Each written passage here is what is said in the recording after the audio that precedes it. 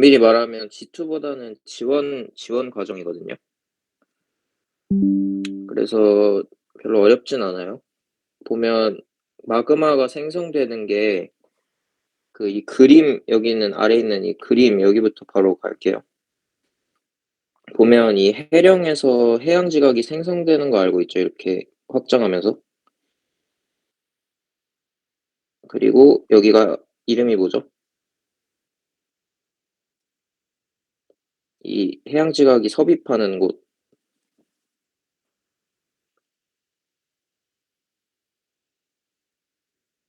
여, 여기가 이제 해구라고 해요, 해구. 여기가 해령. 네, 해구라고 하는데 알아두면 좋아요. 기본 용어니까. 그러면 이제 이게 그 해양판이 확장하려면 이 해령에서는 이 멘틀이 이렇게 상승해야겠죠, 이렇게. 그래야 지각이 이렇게 같이 딸려서 내려가는 거거든요, 확장하는 거. 그리고 반대로 여기 이렇게 하강해요, 멘틀이. 그렇게 하면서 이게 섭입하는 구조인데 보면 여기에 용어들 먼저 설명해 주면 이 베니오프데가 뭐냐면 여기를 베니오프데라고 하거든요. 이렇게 섭입하는 이곳. 여기 전체를 베니호프데라고 하고 보면 여기에서 지금 베니오프데가 해양판이 섭입하는 곳이라고 나와 있죠. 해양판이 밀려 들어가는 곳. 그리고 그다음 해령은 여기 아까 말해 준 여기가 해령이고 여기서는 새로운 해양 지각이 형성합니다. 그다음에 열점은 뭐냐면 이거를 정확히 알려면 사실 그 플룸 구조론이라는 걸 알아야 되는데 여기서는 그냥 굳이 여기까지 깊이 들어갈 필요는 없을 것 같고 대충 말하자면 그 어떤 뜨거운 플룸이란 게 있고 차가운 플룸이란 게 있거든요. 그래서 이 뜨거운 플룸이 올라가면은 이제 해령 같은 곳이 생기는 거예요. 그리고 차가운 플룸은 이렇게 베니오프대에서 생성돼서 내려가는 그런 건데 보면 열점은 뭐냐면 뜨거운 플룸이 상승하는 곳이라고 정확한 정의는 이거거든요. 이 플룸이 정확히 뭐냐고 물어본다면 그냥 약간 어떤 멘틀 물질이라고 생각하면 돼요. 그 멘틀 물질이 이렇게 뭉쳐져 있는 건데 이게 이제 뜨거우면은 올라갈 거 아니에요. 밀도가 낮아지니까. 그러면 이렇게 플룸이 올라가게 되면은 여기 예를 들어 이렇게 플룸이 있었으면 뜨거운 플룸이 이게 이렇게 올라가면 여기서 이제 화산 활동 같은 게 일어나겠죠. 이런 곳을 이제 열점이라고 해요. 그래서 대표적인 열점으로는 그냥 알아만 두면 좋은데 뭐 하와이 이런 데가 열점이에요. 그리고 이제 이 용어들을 알았으면 이제 뭘 알아야 되냐면 마그마가 어떠한 방식으로 생성되냐는 건데 지금 이 그림을 보면 여기 현무암의 용융 곡선이 있고 지하의 온도 곡선이 있죠. 만약 이 상태라면 지금 지하의 온도가 높아요? 아니면 현무암의 용융 곡선이 높아요? 온도가? 그 같은 깊이에서 봤을 때. 그쵸. 용융 곡선이 높죠. 그럼 용융 곡선보다 온도가 낮다는 거는 녹는다는 거예요? 안 녹는다는 거예요?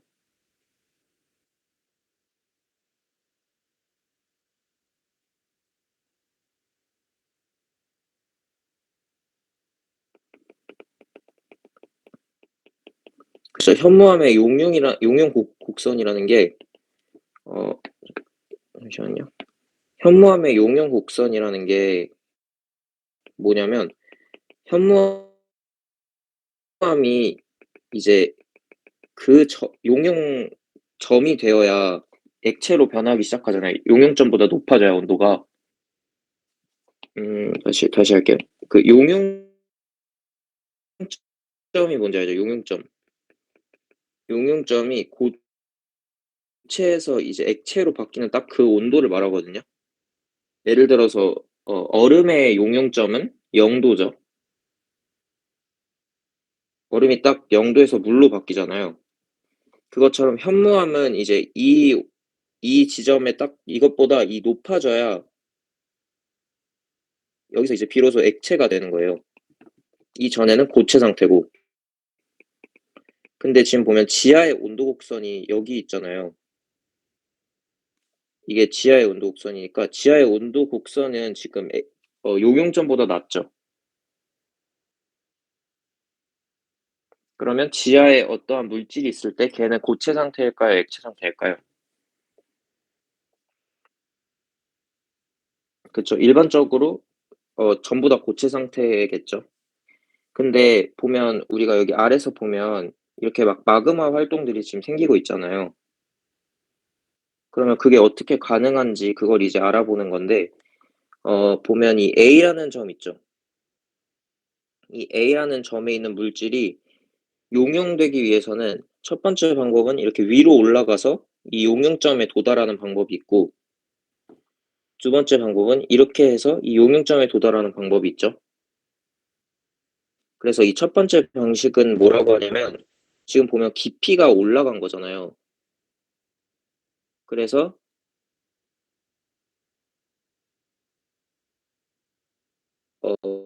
깊이가 상승해서 용융된 그다음 두 번째는 여기는 지금 어떠한 이유 때문에 용융이 된 거죠.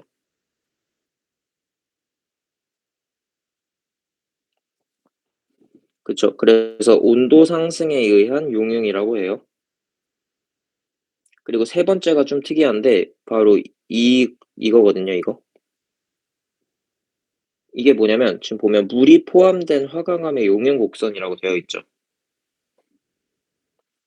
이게 뭐냐면 함수 광물이라는 말 들어봤어요? 그게 뭐냐면 이렇게 바다 아래쪽에는 암석이 그냥 있기도 하지만 물을 안에 가지고 있을 거 아니에요. 근데 물이 만약 포함되어 있으면 그 물로 인해서 결합력을 물이 약화시켜 줘 가지고 그 고체의 용융점을 낮춰주는 역할을 물이 하거든요.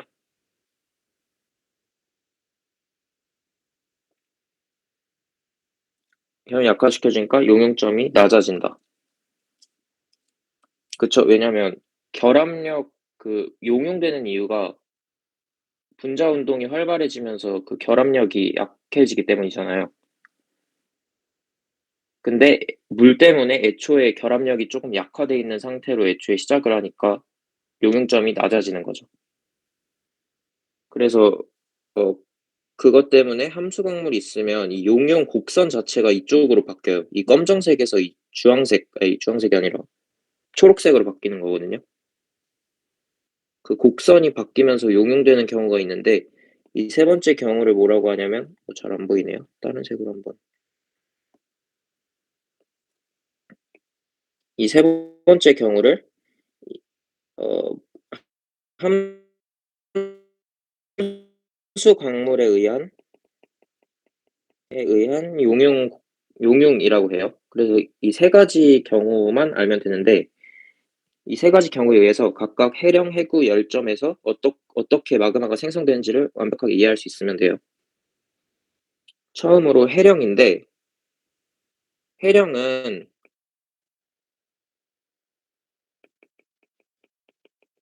제가 아까 말했듯이 이 멘틀 물질이 이렇게 상승한다고 했잖아요. 그렇게 하면서 마그마가 생기는 거거든요. 그러면 이 1 번, 2 번, 3번 중에 몇 번일 것 같아요? 깊이 상승, 온도 증가, 함수 광물. 그쵸. 그래서 얘는 깊이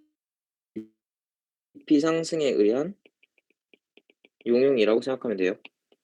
그리고 두 번째는 이제 열점인데 열점도 기본적으로 그 뜨거운 플룸이 상승하는 거라 했잖아요. 그렇기 때문에 해령이랑 얼추 비슷하다고 생각하면 돼요. 그래서 얘도 마찬가지로 깊이 상승에 의한 용융이라고 생각하면 돼요. 근데 이 깊이 상승으로 인해서 마그마가 생성이 되면 보통 현무암질 마그마가 생성이 되거든요. 깊이 상승으로 인해서 마그마가 형성이 되면. 그래서 이 해령과 열점에서는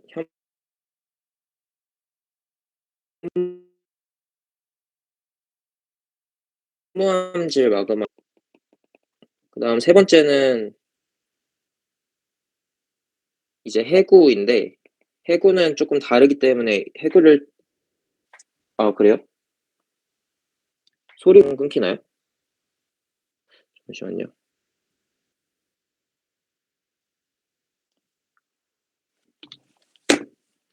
네.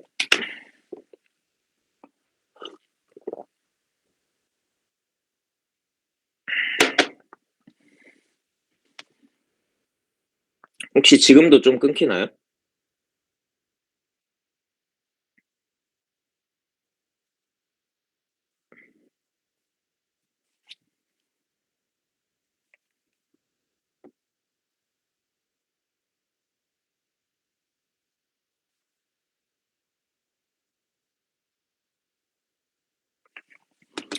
또 끊기면 말해 주세요.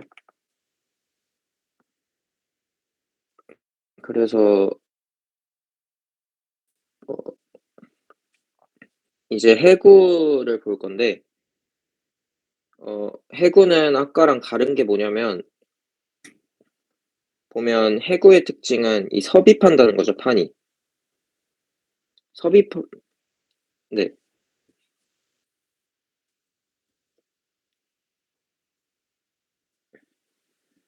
네, 이 경사면을 베니어프대라고 불러요. 네, 해구가 있어야 베니어프대가 있는 거죠.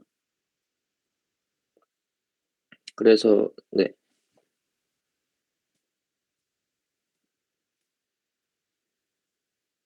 아, 현무암질 마그마요?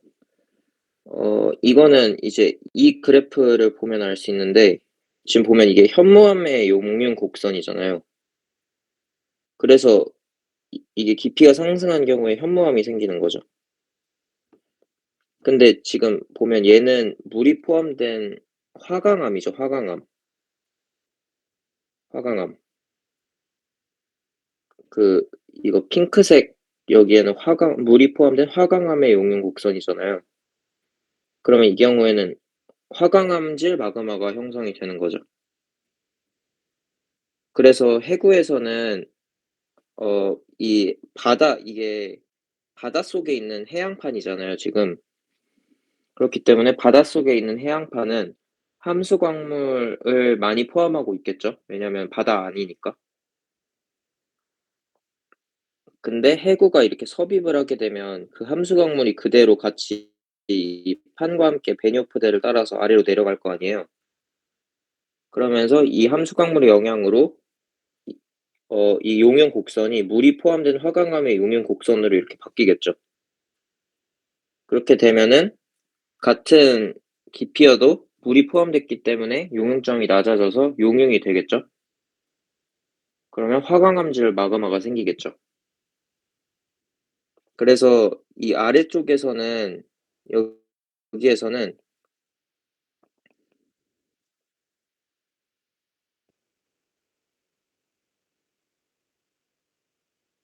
함수.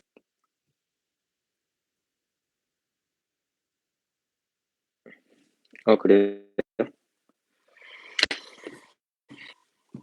잠시만요. 잠깐 제가 데이터를 한번 바꿔 보고 올게요, 와이파이를 다른 걸로.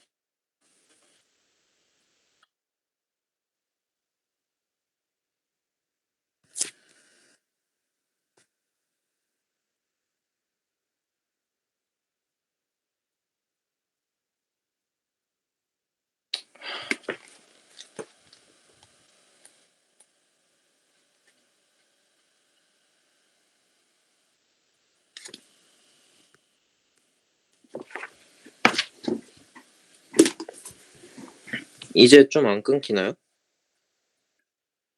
그럼 다시 한번.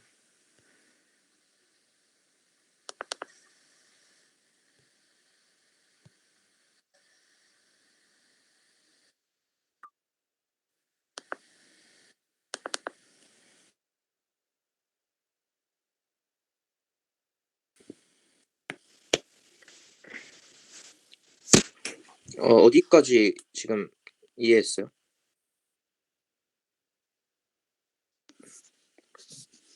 열점까지는 이해됐어요. 그다음에 이제 해구원 하는 차례인데, 해구는 어 여기 하부에서 물이 포함된 함수 강물의 영향으로 인해서 여기에 현무암질 마그마가 형성이 되거든요.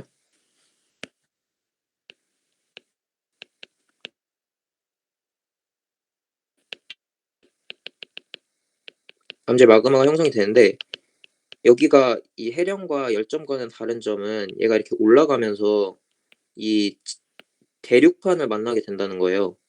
이게 대륙판.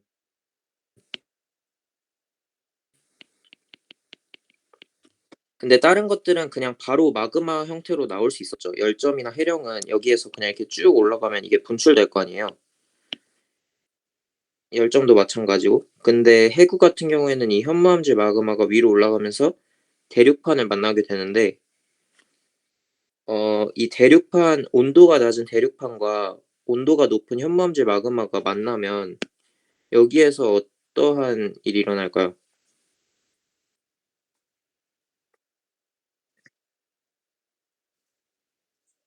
그쵸. 용융이 되는데, 대륙판은 이 온도가 상승해서 이번에 의해서 마그마가 형성이 되겠죠. 온도 상승에 의한 용융. 그래 그래서 여기에서 이제 마그마가 형성이 되는데, 여기서 형성되는 마그마가 유문암질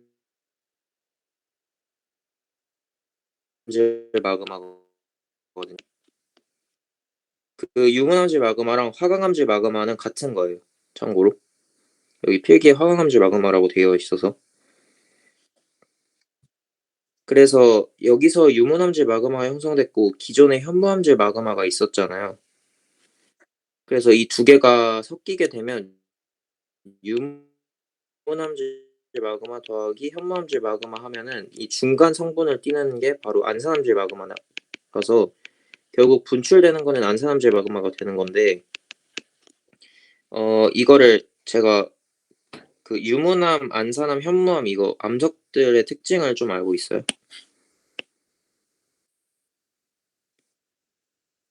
이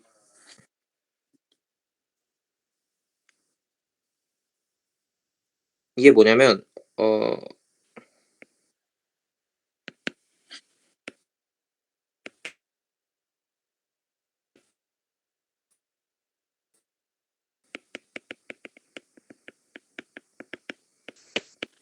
이렇게 보통 이런 식으로 이렇게 분리를 하거든요. 현무암이랑 반려암은 그 SiO2 있죠. SiO2. SiO2 함량이 약 52% 보다 낮은 광물을 이제 현무암 또는 반려암이라고 해요. 그리고 이게 64% 였던 걸로 기억하는데 64%보다 높으면은 유문암이랑 화강암이라고 하고 이 사이가 암산암이랑 선로암이거든요. 그러면 이제 현무암이랑 반려암이랑 이 위아래는 어떻게 구분하는 거냐면 이 위에는 그 현무암은 이제 제주도에서 볼 수 있는 거잖아요. 그 특징이 이제 구멍이 뻥뻥뻥 뚫려져 있죠. 그 이유가 뭐냐면 이게 냉각 속도가 빨랐기 때문이거든요, 냉각 속도가. 반대로 이 아래에 있는 애들은 냉각 속도가 느린 애들 해서 이 두 가지 분류 방식으로 인해서 이 암석을 6가지로 나눠요. 그래서 우리가 여기서 부를 때 유문암질 마그마, 뭐 현무암질 마그마, 안산암질 마그마라고 하는 거는 이 SiO2 성분을 기준으로 분류를 했을 때 SiO2 성분이 52%보다 낮은 마그마를 현무암질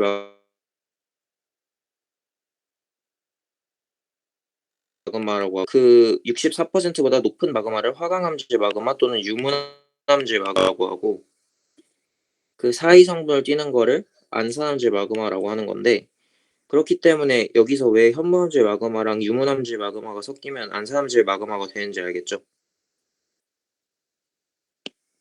왜냐면 SiO2 함량이 얘랑 얘 사이인 얘가 될 거기 때문에 두 개가 섞이면. 그래서 이제 이 여기에서 알면 되는 거는 마그마가 각각 이제 해령, 해구 열점에서 어떠한 방식으로 마그마가 생성이 되고 결과적으로 어떠한 마그마가 분출이 되는지만 정확히 알고 있으면 돼요. 여기서 질문 있나요?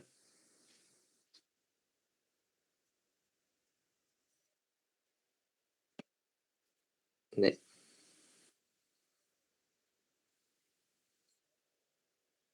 네.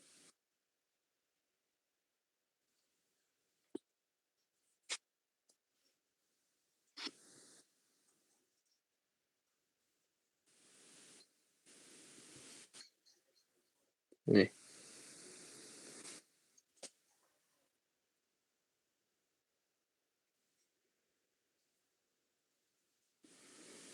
어 베니오프대에서 생성되는 거는 이제 보면 이게 어 여기에 그래프가 아마 이 전체 그래프가 이게 제가 알기로는 아닌 걸로 알고 있는데 원래는 이 그림이 살짝 잘못된 것 같은 게 제가 지금 보내 드릴게요. 잠시만요.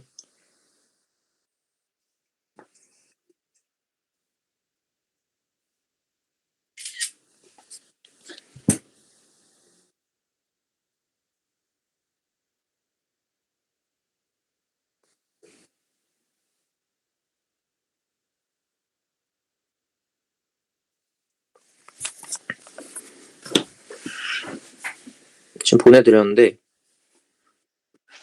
그 1, 2, 3번이 있죠.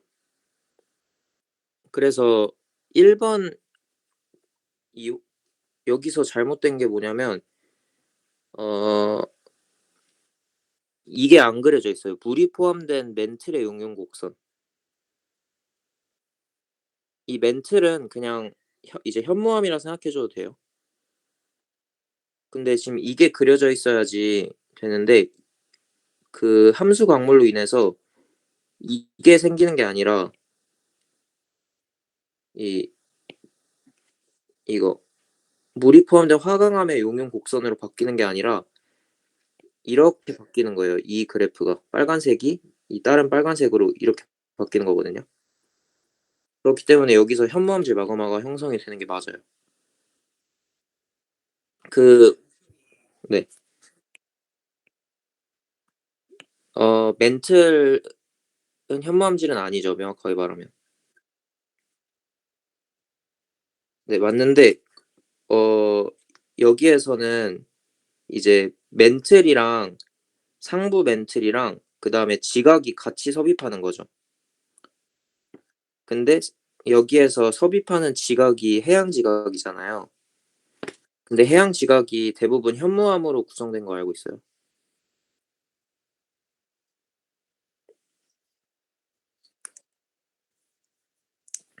네. 해양 지각이 현무암이고, 그리고 그 대륙판이 화강암이거든요, 구성이.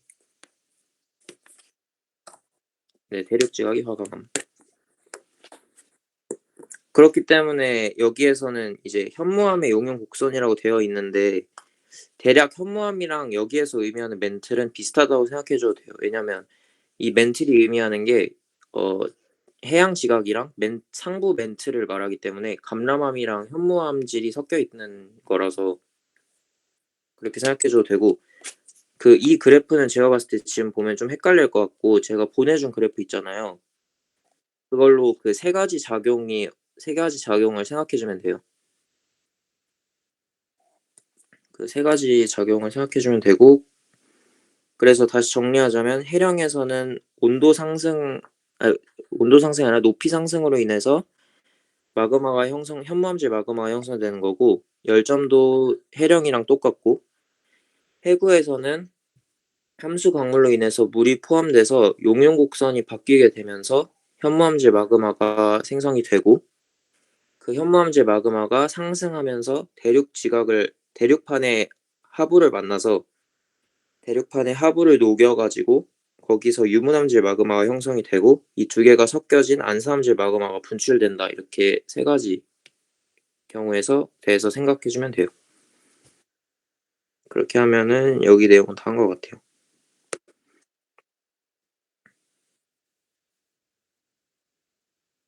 그다음에 이거는. 네.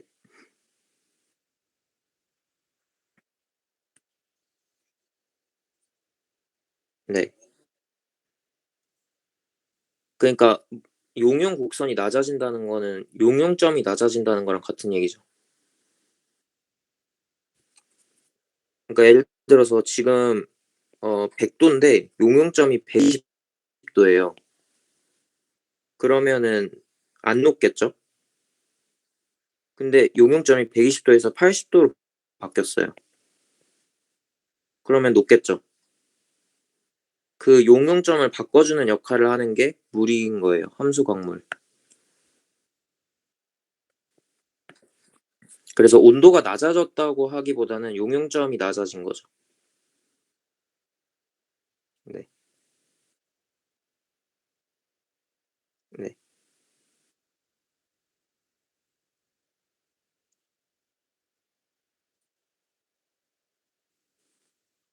그거는 일어나지 않는 이유는 뭐냐면, 제가 아까 말했던 게 그 화강암이랑 이제 감람암이라 생각해도 되고, 그 현무암이라 생각해 줘도 되는데, 어 무조건 현무암이 더 높거든요, 그 용융점이. 그 이유가 뭐냐면, 제가 아까 말했듯이 현무암은 SiO2 함량이 낮다고 했죠.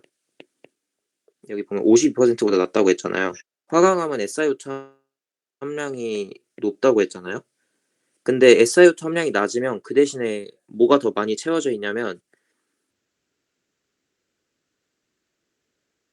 뭐 같은 거냐면 약간 철이나 뭐 이런 철분 성분 있잖아요. 철 성분, 금속 성분, 이런 것들이 더 많이 섞여 있기 때문에 SiO2 함량이 낮은 거예요. 근데 금속 성분은 보통 용융점이 높잖아요. 그렇기 때문에 현무암이 아무리 물이 포함됐어도 그 화강암의 용융 곡선보다 아래로 내려가는 건 제가 본 적은 없어요, 그 문제 풀이 과정 중에서.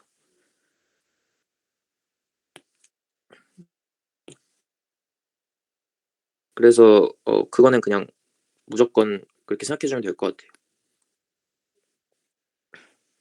그리고 다음 장 하면 될까요? 다음 장은 이제 화성암의 산출 상태와 조직 부분인데, 이거는 보면 제가 아까 봤는데 이 병반, 암주 이런 거는 그 선생님이 혹시 외우라고 강조하셨어요?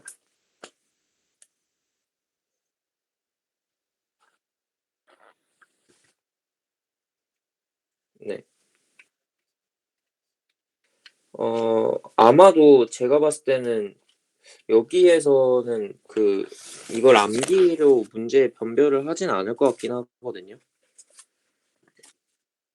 네.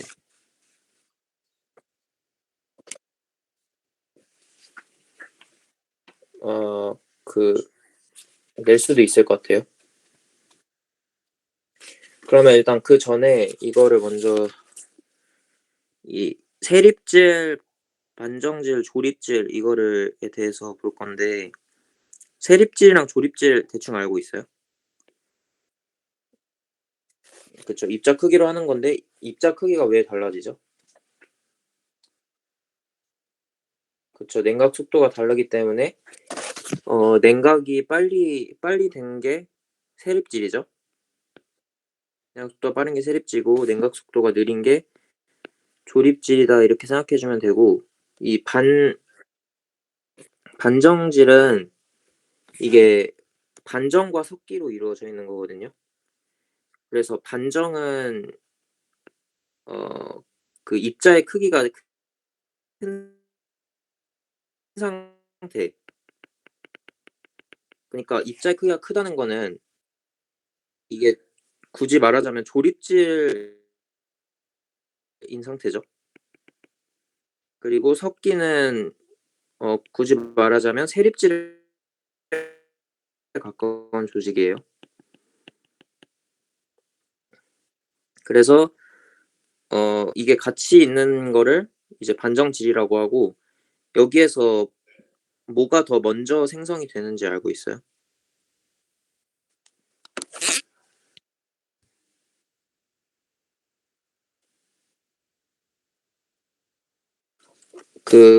제가 봤을 때 여기에서 낼 가능성이 제일 높은 건 이건데 반정이 먼저 생성이 돼요.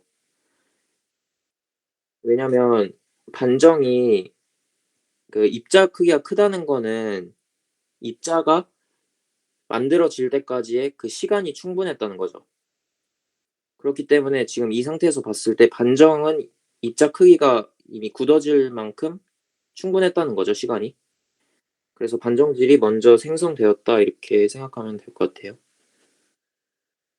그리고 이 병반이랑 이런 거를 볼 건데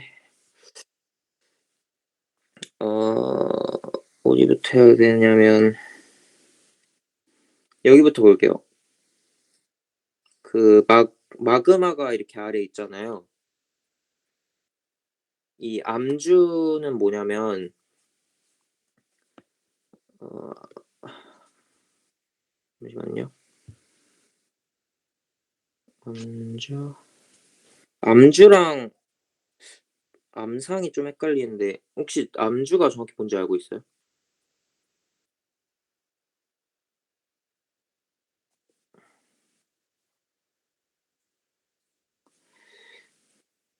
아 이게 그건 이렇게 하면 될 것 같아요. 저반부터 보면 될 것 같은데 저반이 뭐냐면 이제 지하에 위치한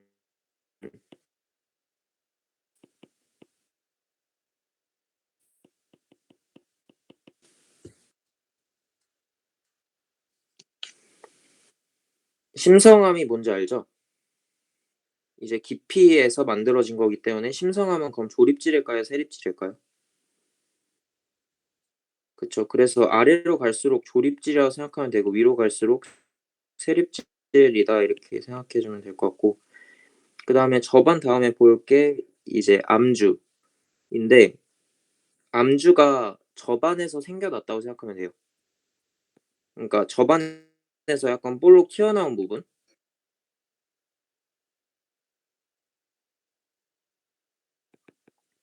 저반의 일 그리고 그다음에 암상은 뭐냐면 지금 보면 이렇게 측리면이랑 이렇게 평행하게 나와 있죠. 그래서 얘도 마찬가지로 이제 저반에서 나온 건데 저반에서 나와서 어 어 어 어 측리면 된 상태인 거고 그다음에 이제 병반은 뭐냐면 얘도 마찬가지긴 한데 층리면에 암상처럼 관입을 한 건 똑같은데 얘는 약간 이렇게 좀 볼록하게 나온 상태. 암상은 약간 평행하게 있는 거라면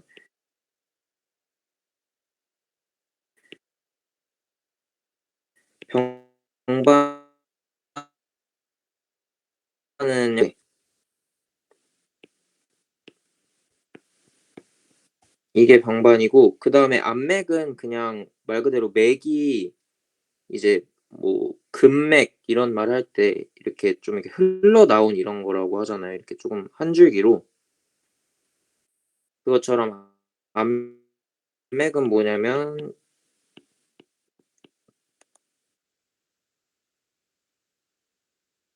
이제 마그마가 기둥 모양으로 약간 새어 나온 그렇게 보면 될 것 같고 용암류는 이제 용암류부터는 화산이랑 용암류부터는 분출이 된 이후의 상태죠. 분출이 됐다는 거는 이제 냉각 속도가 빨랐다는 거고 냉각 속도가 빨랐다는 거는 세입자의 조직의 가능성이 높겠죠. 그래서 이 정도만 보면 될 것 같아요. 여기에서 아마 막 그 정의로 어렵게 출제하진 않을 거고 그냥 정 나와도 용어를 물어보는 정도 간단하게 그 정도로 될 것 같고 여기서 질문할 내용 있나요? 네. 그리고 그다음에 마그마의 결정 분화. 이거는 뭐냐면 마그마의 조성이 변화하는 과정인데 어 광물의 생성 순서가 보통 이제 자형 그다음에 반자형, 타형 순서거든요.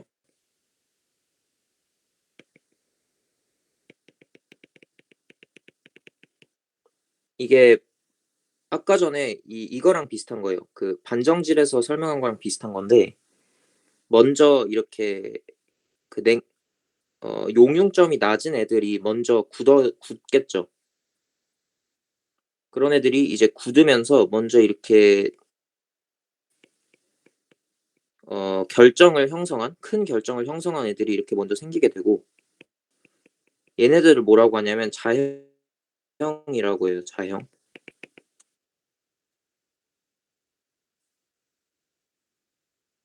네. 네.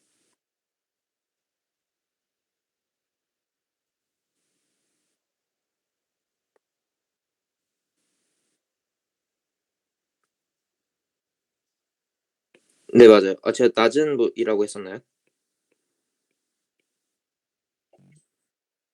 그 높은 애들부터 정취되는 게 맞아요. 그래서 높은 애들이 먼저 나오는데 얘네들을 이제 자형이라고 하죠.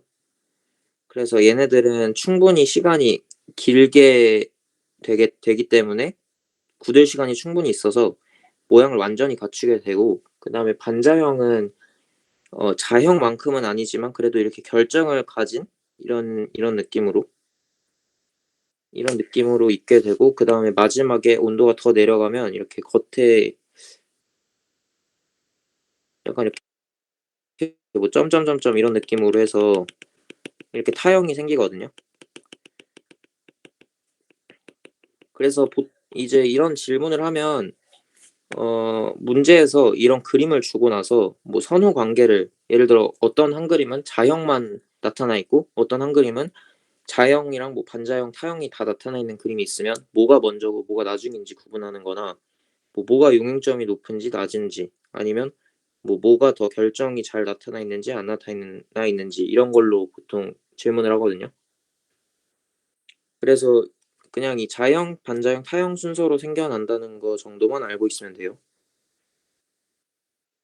그래서 보면 여기 이 그림에서 보면은 고온에서부터 감람석, 뭐 휘석, 각섬석, 흑원모니까 뭐 이 순서대로 이렇게 먼저 정출이 되겠죠. 감휘, 각, 흑 이 순서로 이렇게 형성이 된다는 거. 뭐 네 이렇게 하면 될 것 같고 어 그래서 여기 보아엔의 반응 계열에 용융점이 높은 광물부터 정출된다라고 나와 있죠.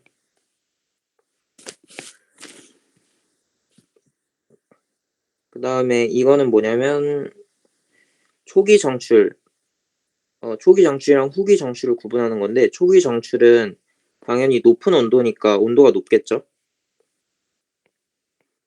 온도가 높고 그다음에 색이 어두운 이유는 제가 뭐라고 했죠?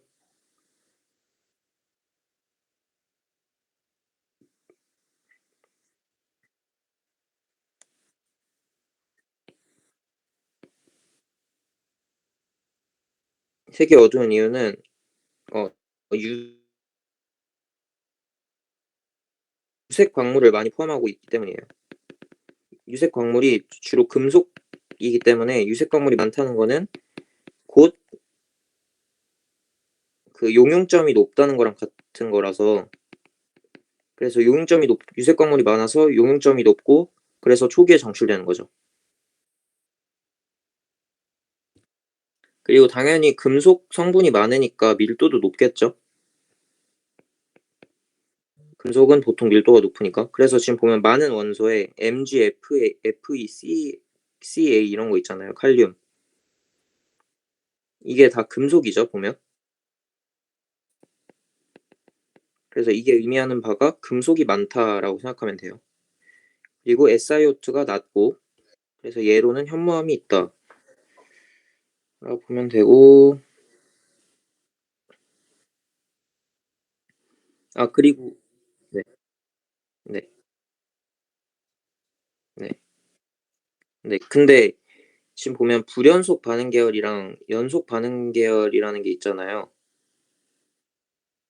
어 이거는 뭐냐면 불연속 반응 계열은 지금 보면 이제 마그마가 온도가 낮아지면서 생길 수 있는 게 아예 바뀌죠. 예를 들어 고온에서는 감람석만 생기고 그 아래는 화석만 생기고 그 아래는 극성석이 생기고 흑음모만 생기고 이런 순서인데 뭐 사장석 같은 경우에는 보면 이렇게 쭉 생기잖아요. 그 대신에 얘는 온도가 높으면 칼륨이 많이 포함된 사장석이 정출되는 거고 온도가 낮으면 나트륨이 많이 포함된 사장석이 정출되는 거니까 이제 사장석 같은 애들을 연속 반응 계열이라고 하고 불연속 반응 계열을 이제 이런 감람석, 희석, 각삼석, 흑원모 이런 애들을 불연속이라 한다 이렇게 불러준다는 것만 알면 돼요. 여기 이 페이지에 질문 있나요? 네.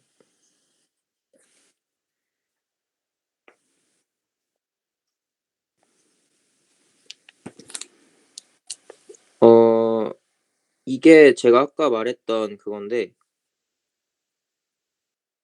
이거는 이 통암기라고 했는데 이 위쪽은 확실히 전체 다 외워줘야 돼요. 여기까지는 정확히 다 외워줘야 되고 이 위로는 아래는 제가 좀 중요한 데를 짚어드릴게요. 보면 SiO2가 52%보다 작으면 제가 아까 전에 이제 현무암이나 반려암이 생긴다고 했었죠.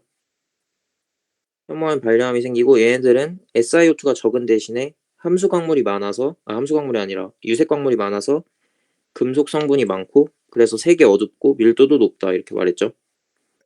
그래서 이 밀도가 3.2다 이런 것까지 안 외워도 되고 그냥 밀도가 높은 편이다 정도만 외우면 돼요. 그리고 얘는 금속 성분이 많은 애들을 우리가 염기성암이라고 불러요. 그리고 반대로 이제 66%라 하기도 하고 64%라고 하기도 하는데 66%라고 돼 있으니까 66%로 외워주면 좋을 것 같고 이제 얘네들부터는 유색 광물이 적어서 밀도도 낮고 색깔은 밝고 그 대신에 이제 얘네들은 SiO2 함량은 높은 애들이죠. 얘네들은 이제 유문암과 화강암이 있고 산성암이라고 하는 거고 그다음에 이 사이 성질을 띠는 애들을 그냥 중성암이라고 하고 얘네들로는 안산암, 삼록암이 있다 이렇게 외워주면 돼요. 그리고 이제 현무암과 반려암, 안산암과 삼록암, 유문암과 화강암을 이 위아래를 구분해주는 기준은 바로 화산암이냐 심성암이냐인데 심성암 같은 경우에는 깊을 심이잖아요. 그래서 그냥 깊은 데에서 생성되기 때문에 생성 속도가 매우 느려서 조직이 이제 크게 나타나는 거죠. 그래서 조립질 조직을 가진 애들이 심성암이라는 거고 화산암은 이제 분출주로 되기 때문에 빨리 냉각이 되어서 세립질 조직을 갖는다. 그래서 이 위에는 전부 다 외워줘야 되고 그다음에 이 조암 광물의 부피비는 어느 정도로 외워주면 좋냐면 제일 많이 출제되는 애는 제가 봤을 때는 이 석영 그리고 흑운모 그리고 감람석 이 세 개가 제일 많이 출제가 돼요. 근데 이게 막 얼마나 많고 뭐 몇 퍼센트가 있냐 이렇게 출제된 게 아니라 예를 들어서 염기성암과 산성암을 이렇게 돌 사진을 이렇게 줘요. 염기성암은 예를 들어 현무암이니까 이렇게 구멍 빵빵빵빵 뚫린 검정색 암석을 주면 되고 산성암에서는 보통 화강암을 주는데 화강암은 이렇게 흰색에 이렇게 약간 점점점점 찍혀 있죠. 검정색으로. 이 두 개를 준 다음에 이제 선지에서 뭐를 물어보냐면 뭐 석영은 이제 이거를 가와 나라고 이렇게 해 주고 가에서는 석영의 부피비가 더 많다 이런 식으로.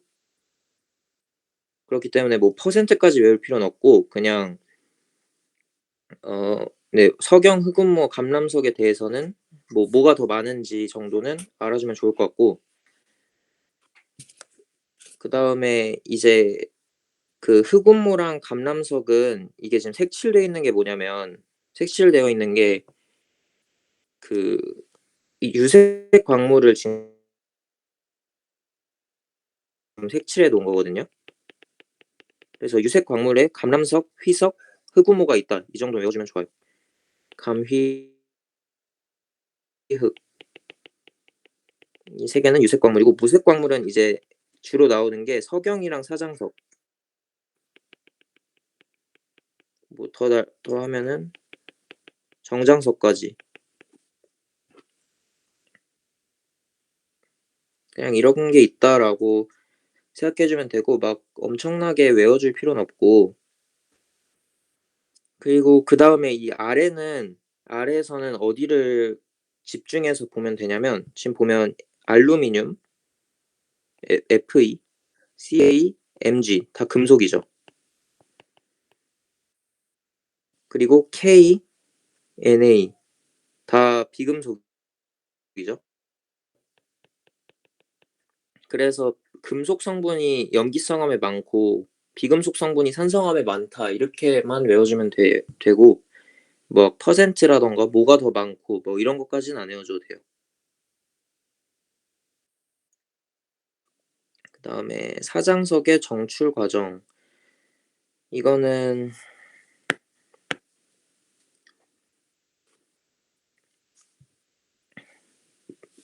뭐냐면 어 그 고용체라는 거에 대해서 선생님이 잘 설명해 주셨어요.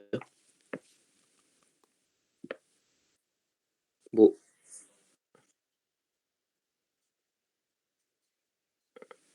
그렇게까지 설명해 주셨구나. 그니까 이거는 뭐냐면 결정 구조 내에서 이제 보면 고용체는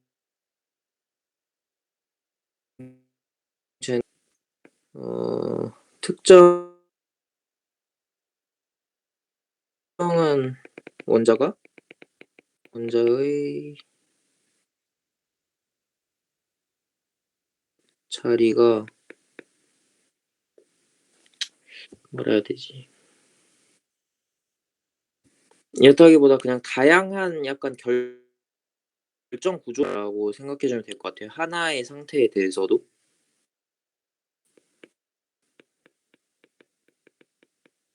다양한 점유 비율로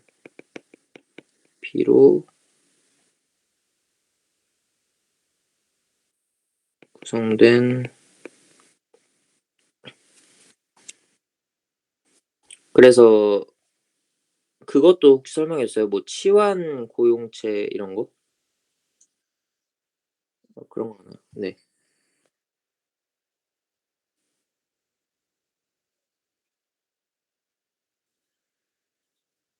음.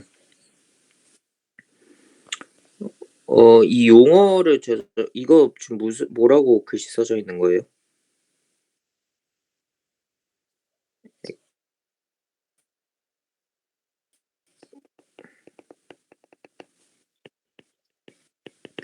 이 아노르다이트? 아노르다이트랑 엘바이트? 음. 음. 이거는 이제 지금 보면 액상선을 기준으로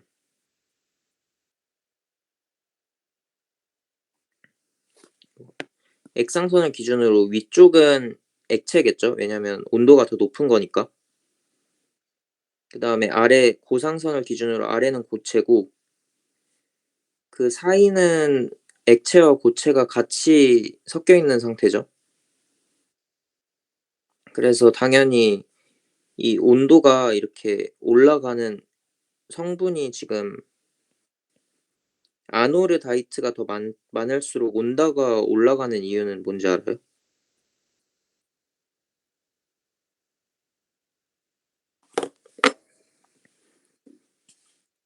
그 이유가 이제 이 Ca 같은 애들이 금속이잖아요.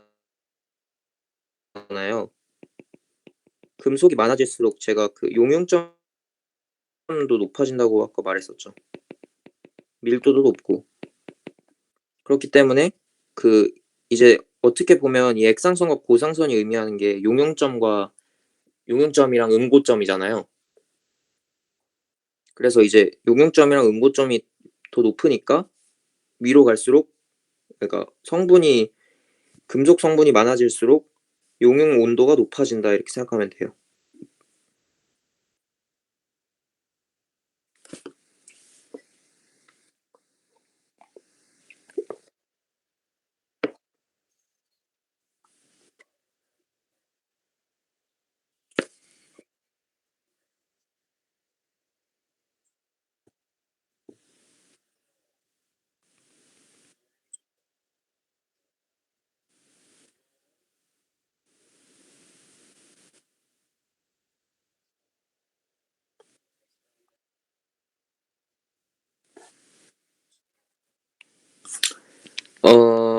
그것보다, 그러니까 우리가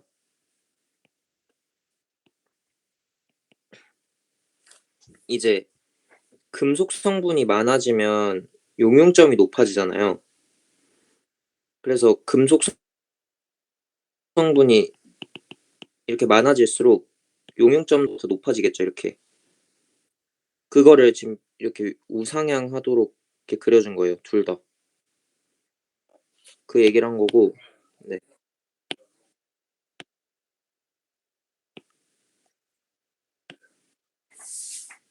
다시 한 번만.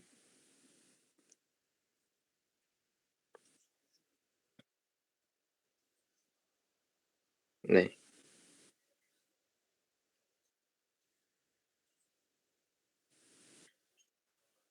그쵸. 그쵸. 아노르다이트는 금속이 많기 때문에 용융점이 높잖아요. 그래서 아노르다이트가 풍부한 애들이 먼저 고체로 응고가 되겠죠. 이제 그렇게 되기 때문에 지금 이 누대 구조를 보면 안쪽이 아노르다이트가 풍부한 애들이잖아요.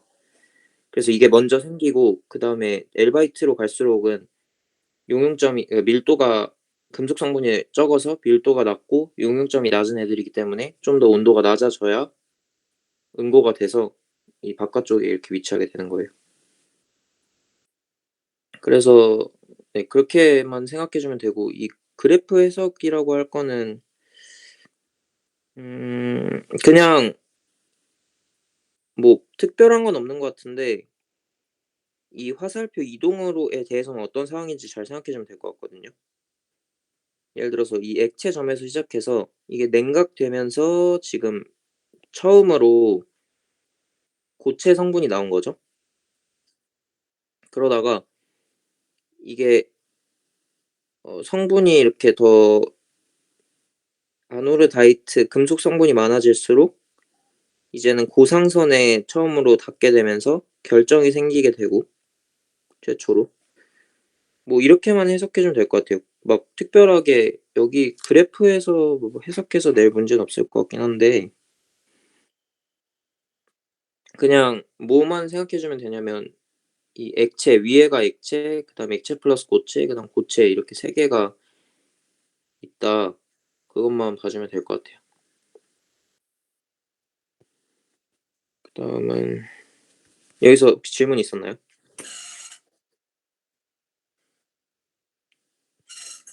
네.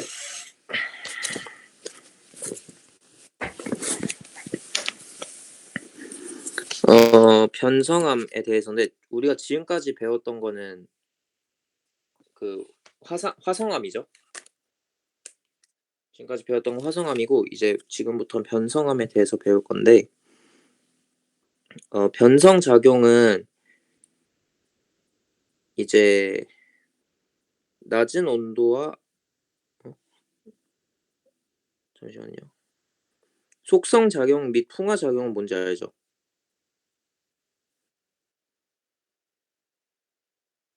그쵸. 얘는 이제 퇴적암을 만든 애들이고 그리고 이제 용융 작용이라고 하면은 화성암을 만드는 작용이고 근데 이제 변성암 같은 경우에는 압력이 높 높은 조건이죠 보통. 압력이 높고 온도는 화성암보다는 비교적 낮은 조건에서 암석의 조직이나 구성 광물이 변화하는 작용이다 이렇게 나와 있죠. 그래서 두 가지가 있는데 접촉 변성 작용이랑 광역 변성 작용이 있죠. 이 두 개는 어떻게 구분해 주면 되냐면 접촉 변성은 오직 열이에요, 열. 그러니까 마그마가 이렇게 관입하면 뜨거워지잖아요. 그래서 변성이 되는 거고 광역 변성 작용 같은 경우에는 열 열이나 열과 압력이 같이 주어져야 되는데 여기서 핵심은 압력이에요, 압력. 그래서 큰 압력이 작용할 때 광역 변성 작용이 일어나는 거고 이러한 큰 압력이 작용하려면 거의 그 해구 있죠, 해구.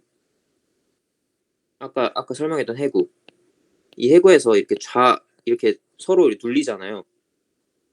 서로 부딪히는 거잖아요. 이런 과정이나 아니면 조산 운동도 산 만들려면 이 대륙판끼리 부딪혀야 되거든요. 이렇게 부딪혀서 이게 이렇게 솟구쳐 오르는 거거든요. 이런 작용에서는 강한 압력이 작용하기 때문에 보통 해구나 조산 운동에서 많이 생기는 게 광역 변성 작용이에요. 그 접촉 변성 작용 같은 경우에는 관입에 의해서 주로 일어난다고 했잖아요. 관입은 보통 그냥 마그마가 일부로만 이렇게 관입하는 거니까 이 접촉부를 따라서만 좁은 범위에 일어나죠.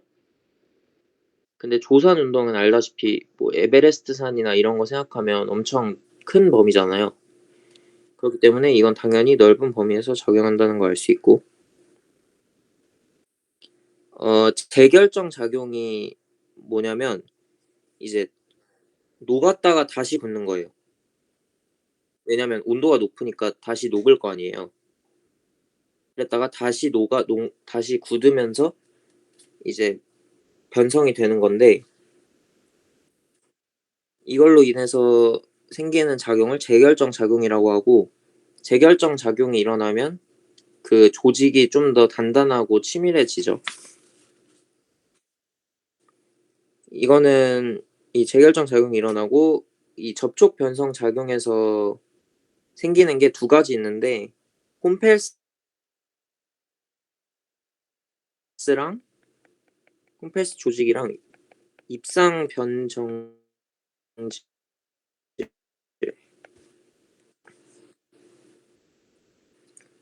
이 둘 다 공통점은 뭐냐면 홈펠스랑 입상 변정질의 공통점은 이제 접촉 변성을 받아서 재결정 작용이 일어났기 때문에 조직이 좀 더 치밀하다는 거는 공통점이에요. 근데 얘네 두 개가 다른 점은 뭐냐면 어 입상 변정질 조직이 좀 더 조직, 그러니까 암석들 사이에도 그 조직이 있을 거 아니에요. 이 조직들 간 들 간의 크기가 비슷한 애들이에요. 그러니까 예를 들어서 어 입상 변정질 조직은 이렇게 생긴 애들이 다 이렇게 비슷한 애들끼리 이렇게 조직이 되어 있다면 홈펠스는 뭐 이렇게 큰 애도 있고 좀 작은 애도 있고 이런 식으로. 이건 차이점인데 어쨌든 동일한 건 뭐냐면 이 둘 다 재결정 작용을 받았기 때문에 조직이 좀 더 치밀해졌다. 그리고 이 방향성이 없다라고 나와 있는데 이건 뭐냐면 이거는 제가 그 광역 변성 작용을 하면서 다시 설명을 해 드릴게요.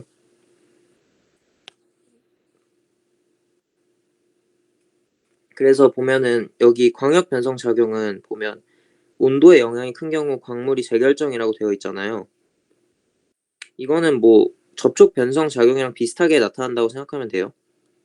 근데 당연히 우리가 더 집중해서 봐야 되는 건 이 압력의 영향이 큰 경우고 얘는 뭐냐면 이제 입자가 재배열해서 염리라는 게 생기거든요. 이 염리. 그 층리 알죠? 층리. 이렇게 층층이 쌓여서 생기는 게 층리잖아요. 근데 얘는 약간 다른 점이 뭐냐면 원래는 이렇게 입자들이 뭐 이런 식으로 그냥 막 무자기하게 있었는데 이게 이렇게 위아래로 압력을 받으면 얘네들이 어느 쪽으로 다 정렬을 하냐면 이 압력 때문에 다 이렇게 정렬을 하게 돼요. 그러니까 압력 방향과 수직의 방향으로 정렬을 하는 거죠. 그렇게 정렬을 하면서 생기는 게 염리예요. 그래서 여기 보면 압력 방향의 수직으로 광물이 배열됨이라고 나와 있죠. 그래서 방향성이 이 염리가 있다는 게 결국 그 조직들이 방향을 다 갖고 있다는 거잖아요, 어느 쪽으로. 그래서 이런 경우를 방향성이 있다고 하고 우리가 아까 전에 말한 홈펠스나 입상 변정질 조직 같은 경우에는 방향성이 없다고 해요. 그리고 편리 구조와 편마 구조인데 이 두 개도 결과적으로는 비슷한 느낌이긴 한데 다른 점은 뭐냐면 편마 구조가 좀 더 편리 구조가 좀 더 뚜렷한 걸 편마 구조라고 생각하면 돼요. 그래서 변성이 더 많이 돼 가지고 입자가 좀 더 커지고 그래서 조립질 함성이라서 고변성이 일어난 상태고 반대로 편리 구조 같은 경우에는 세립질이고 저변성이다라고 생각하면 되고 여기서 제일 중요한 거는 압력을 받아서 그 방향의 수직으로 염리가 생겼다는 게 제일 중요한 특징이에요. 그리고 네. 네.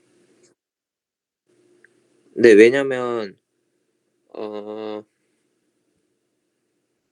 우리가 아까 전에 이제 재결정 작용이 일어나면 조직이 좀 더 단단해지고 치밀해진다고 했고 그리고 그 결정의 크기도 커지거든요.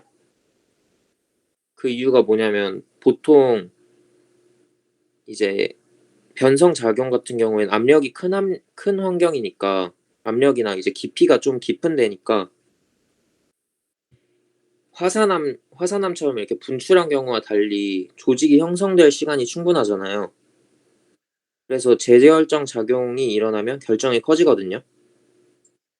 이제 편막 구조는 좀 더 압력이 많이 작용하는 환경이기 때문에 더 낮은 환경이에요. 더 그 깊이가 깊은 환경. 그러니까 더 큰 암석이 생긴 더 큰 조직이 생기는 거고, 이런 경우가 이제 고변성 작인 거죠.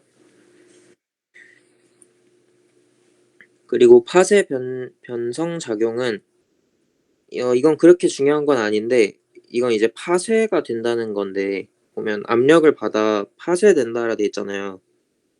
그러니까 부서지는 거죠. 그래서 얘는 이제 열에 의한 재결정 작용은 일어나지 않고 역학적으로 그냥 부서지는 거예요. 그래서 뭐 크게 중요하진 않다. 그리고 그 교대 변성 작용 같은 경우에는 화학 반응이 일어나는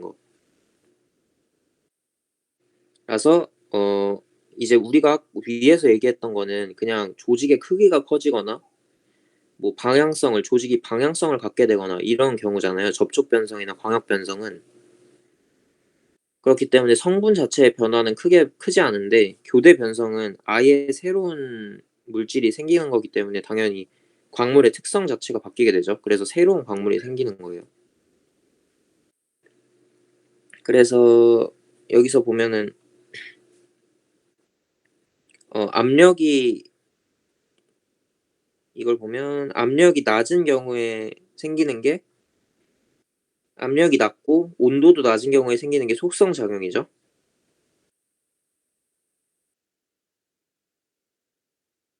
이게 속성 작용이 아까 말했듯이 퇴정암 만드는 작용. 그리고 압력은 높은데 온도가 낮으면 열에 영향이 없기 때문에 재결정은 일어나지 않고 그냥 조직이 부서지거나 뭐 물리적으로만 변하게 될 거 아니에요. 그래서 여기가 이제 파쇄 변성인 거고, 그리고 이 경우랑 달리 온도가 좀 높아지면은 압력이 낮지만 그러면 접촉 변성이 일어나겠죠. 왜냐면 재결정이 일어나니까. 근데 광역 변성 같은 경우에는 온도도 높고 압력도 높은 깊은 환경이고, 이 광역 변성 작용 중에서도 더 온도가 높고 더 압력이 높은 데는 이제 편마 구조가 나타나는 거죠. 그다음에 이 오른쪽에 이 두 개는 왜 나온 건지 모르겠는데, 이 그림은 왜 두 개, 이거 물로 포화된 화강암이랑 현무암 이건 왜 있는 거예요?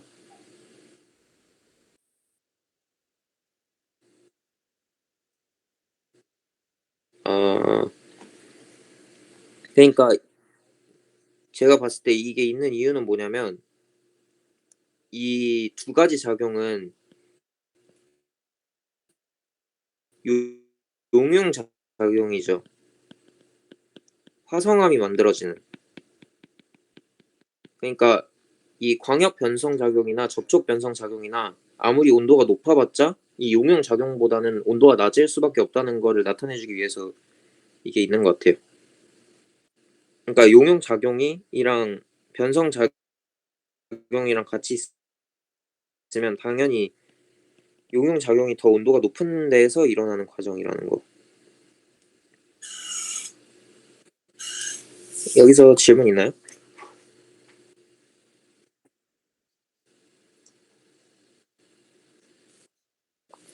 네. 그다음에 이제 변성암의 종류에 대해서 보는 것 같은데, 어 이건 그냥 생암기거든요, 이쪽은. 그래서 셰일이 변성되면 홈펠스가 돼요. 홈펠스니까 당연히 홈펠스 조직이 발달하겠죠.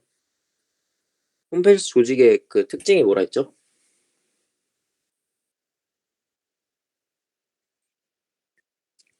그거 근데 그게 불규칙하다고까지는 외우면 안 외워도 되고, 이걸 제가 보여드린 이유는 입상 변정질보다는 불규칙하다.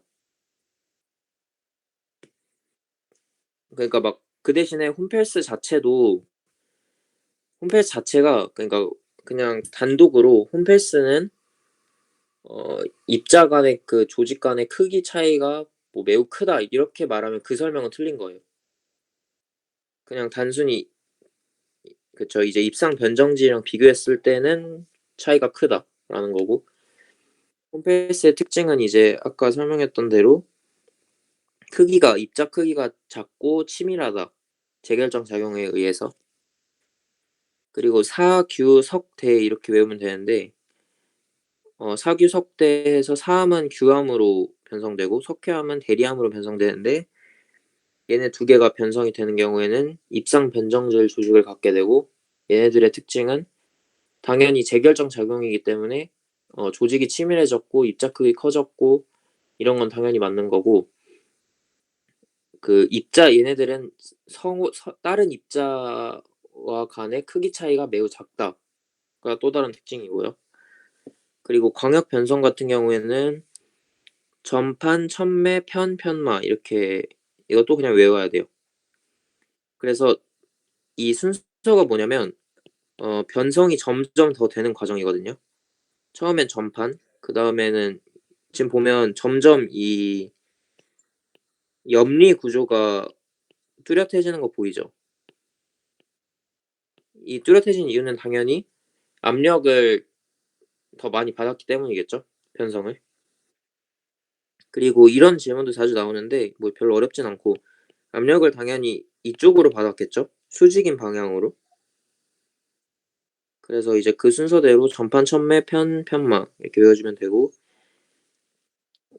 사암은 광역 변성에서도 역시나 규암으로 바뀌고 석회암도 역시나 대리암으로 바뀌어요.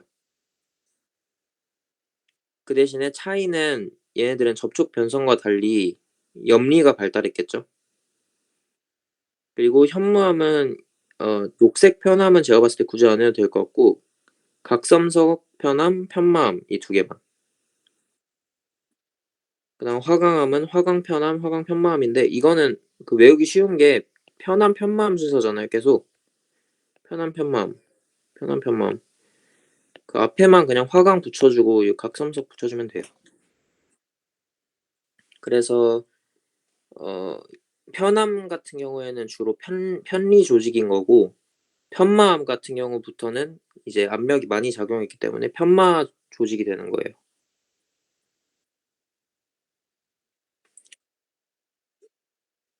편리가 좀 더 덜 된 거잖아요.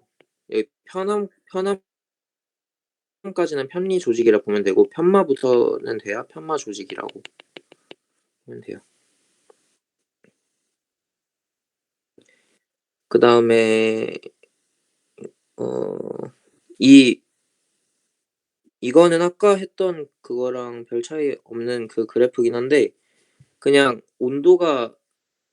온도는 높지만 압력이 낮은 데에서는 접촉 변성이 일어나는 거고 그다음에 압력도 높고 온도도 높아야 광역 변성이 일어난다 이거죠. 그리고 얘네들이 아무리 변성이 일어나 봤자 얘네들은 용융 작용보다는 당연히 생성되는 온도는 낮다. 이거고 그다음에 이 오른쪽 그림은 뭐냐면 어 좀 특이한 그림인데 그니까 이 변성되는 위치에 따라서 그거 변성되는 위치에 압력과 온도 조건에 따라서 얘네들의 그 암석이 바뀌는 거예요, 변성암의 이름이. 그래서 보면 온도가 엄청나게 높은 환경에서는 규선석이 형성되죠. 온도가 엄청나게 낮은 환경에서는 남정석이 형성되죠. 그러나 온도가 애매하면은 홍주석이 생길지 남정석이 생길지 뭐 홍주석, 규선석 생길지 이런 건 모르잖아요. 그래서 이제 이 세 가지 경우가 다 있다는 게 특징이고 이 그래프는 여기에서는 문제가 나오면 어떤 식으로 나오냐면 뭐 예를 들어서 400도 C에서는 400도 C에서는 남정석이 생기는 환경이 홍주석이 생기는 환경보다 압력이 높다. 그럼 이제 맞다 이렇게 해야 되겠죠? 뭐 이런 식으로 나와요. 그러니까 어렵게는 안 나오고 그냥 이 그래프를 해석할 수만 있으면 돼요. 그다음에 이 아래도 별 차이 없는 그림이죠. 아까 그 그림이랑. 여기 질문 있나요? 네. 그다음 변성작용의 요인. 네.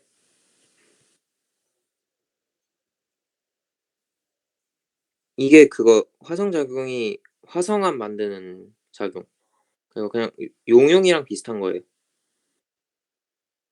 그쵸. 네.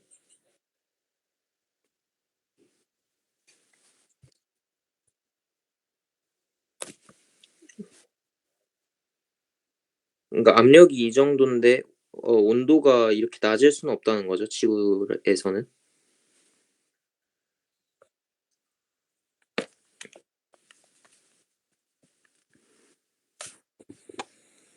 그다음 편성작용의 요인인데 이 요인이 보면 유체의 영향이랑 높은 온도와 압력의 영향이 있죠. 우리가 아까 전에 더 쉽게 배웠던 이미 배웠던 게 온도 압력의 영향이니까 이거 먼저 볼게요. 어 보면 높은 압력이 가해지면 압력 방향이 수직으로 배열된다고 했었죠. 그래서 이게 염리라고 했고 이렇게 온도 범위라든가 이런 것까지는 안 외워도 돼요. 그냥 제시가 될 거니까. 그리고 염리와 편리라고 나와 있는데 염리는 재결정 작용을 받아서 평행하게 배열되는 구조인 거고 편리는 이것보다 좀 더 그러니까 염리보다 좀 더 염리가 심화된 게 편리라고 생각하면 돼요. 그래서 염리가 좀 더 심화돼서 편리가 됐기 때문에 좀 더 고변성 작용일 때 일어난다. 그래서 입자들이 더 커진 거예요. 왜냐하면 더 깊은 환경에서 느리게 입자들이 만들어졌기 때문에 입자들이 눈에 보일 정도로까지 크게 형성이 된 상태. 그리고 이제 유체의 영향을 볼 건데 유체의 영향으로는 이거 공극수라는 것만 잘 생각해 주면 돼요. 그 공극이 뭔지 알죠? 공극. 그쵸? 입자 사이에 빈틈이 있는데 그 빈틈에는 공극수라는 게 채워져 있는데 이제 공국수에는 아무래도 그냥 물이 아니니까 뭐 뭔가 성분들이 더 섞여 있을 거 아니에요. 근데 온도 압력이 높아지면서 그 공국수 안에 있는 뭐 물질이 녹아서 같이 섞인다든가 그 물질이 온도가 높아져서 뭐 밀도가 커져 가지고 이렇게 맥을 이룬다든가 밀도가 아니라 부피가 커져 가지고 이 틈을 벌려 준다든가 뭐 이런 다양한 작용들이 있겠죠. 그래서 뭐 이런 것까지 구체적으로 읽지는 말고 이게 생각 외우진 말고 그냥 읽어 보면 되고 중요한 거는 공국수라는 것 때문에 이제 변성이 일어나기도 한다 정도만. 그리고 3 번은 높은 온도와 압력에 노출된 시간인데 이거는 뭐 위에랑 별 차이가 없는 것 같긴 한데 모든 반응은 에너지가 낮은 평형 상태를 이루는 방향으로 일어나며 광물 사이에서 일어나는 화학 반응이 완료되는 데는 수백만 년의 그러니까 오랜 시간이 필요하다는 거죠 변성이라는 게. 그냥 변성은 고온 고압하에서 오랜 시간 걸쳐진 작용이다. 이 변성상은 안 해도 된다고 하신 거죠?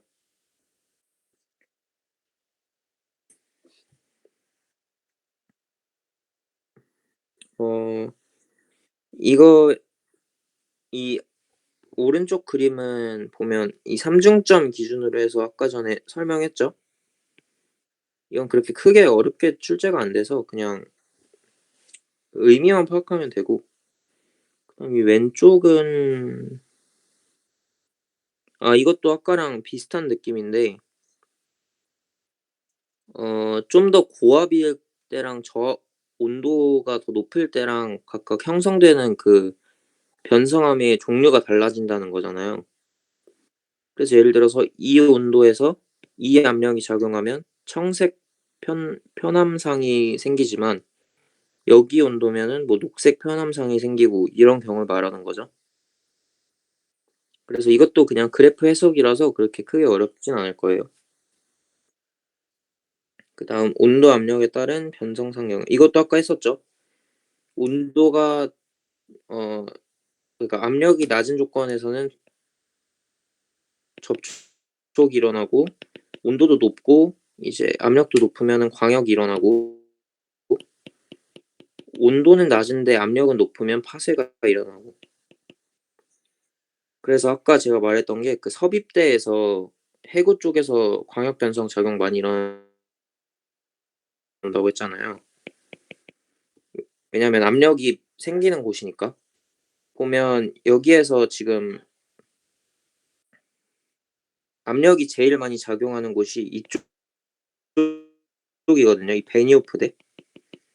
왜냐면 이게 섭입하면서 들어가려면 압력이 작용하잖아요.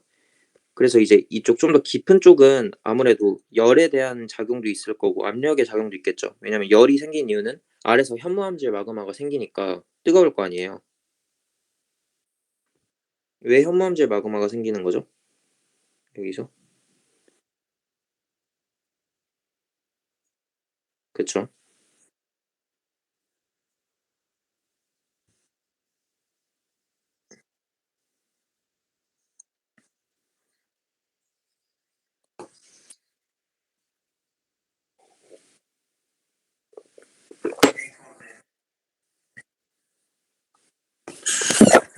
그러니까 함수 광물이 이제 용영점을 낮춰주기 때문에 현무암질 마그마가 생기고 그래서 이제 여기에서는 열의 작용 플러스 압력의 작용이 일어나서 광역 변성이 일어난다는 거고 여기는 이 4번 영역에서는 왜 열 변성만 일어나는 거냐면 여기에선 그냥 단순히 압력은 작용하는 게 아니라 이 아래에서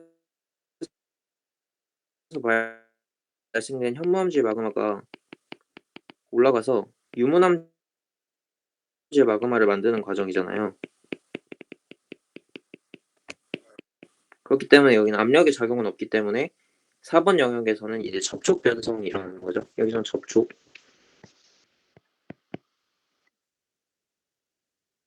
여기서 접촉이 일어나고 이쪽 베니오프드 쪽에서는 주로 광역이 일어난다.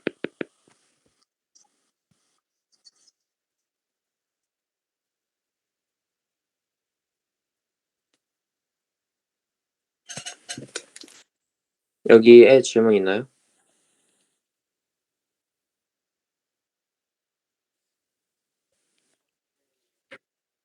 네.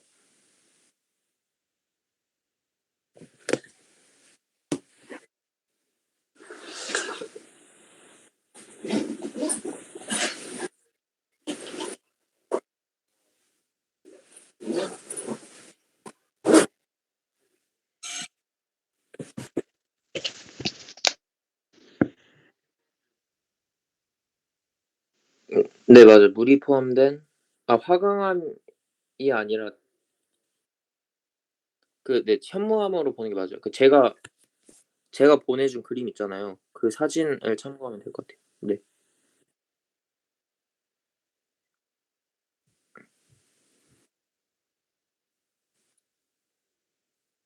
현무암이 용용된다기보다 이제 용용점이 낮아지면서 그쪽 지역에 멘틀이 녹는 거죠.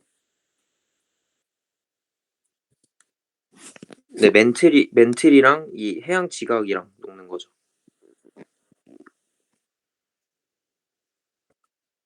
접촉에서는 현무암질 마그마가 올라가면서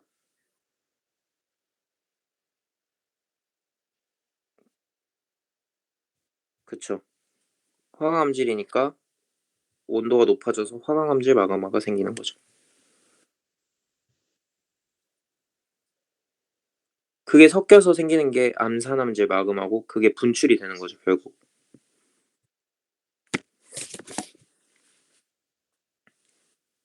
그래서 네.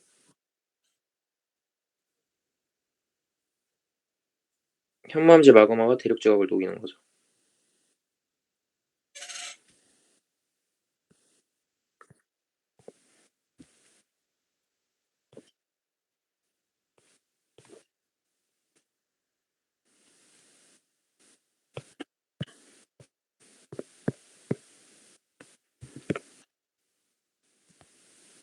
됐나요? 그다음은 이제 퇴저감. 퇴저감도 그냥 결과적으로 암기긴 한데 얘는 어렵지 않아요. 퇴저감은 이제 우리 주변에 퇴저감이 그 위쪽에는 제일 많죠. 우리가 볼 수 있는 암석 중에는 퇴저감이 많다고 생각하면 되고 그 지각 부근에는. 그리고 얘네들은 이제 속성 작용이라고 하죠. 퇴저감이 형성되는 작용을 속성 작용이라고 하는데 속성 작용이 크게 다짐 작용이랑 교결 작용이 두 개거든요. 다짐 작용은 말 그대로 위에서 압력을 받아 가지고 이렇게 공극들, 이 공극이 이 사이에 있는 여기인데 이 공극들이 작아지는 과정, 부피가. 왜냐면 압력을 받으니까 공극이 작아지는 과정이 압축 작용 또는 다짐 작용이고 그다음에 교결 작용은 이 공극에 녹아 있는 이 공극에 아까 전에 설명했는데 공극수가 녹아 있다 했죠. 이 공극수가 녹아 있는데 이 공극수는 그냥 물이 아니라 여기에 이제 여러 가지 성분이 녹아 있잖아요. 여기 있는 성분들이 이제 녹아 있던 것들이 침전되면서 그 나머지 입자들을 더 끈끈하게 붙여주는 역할. 그래서 이 과정을 거쳐서 형성되는 게 퇴적암이고 여기에서 말하는 그 압력을 다짐 작용해서 압력을 받는다고 했는데 이 압력은 당연히 그 광역 변성 작용의 압력보다는 훨씬 낮은 압력이겠죠.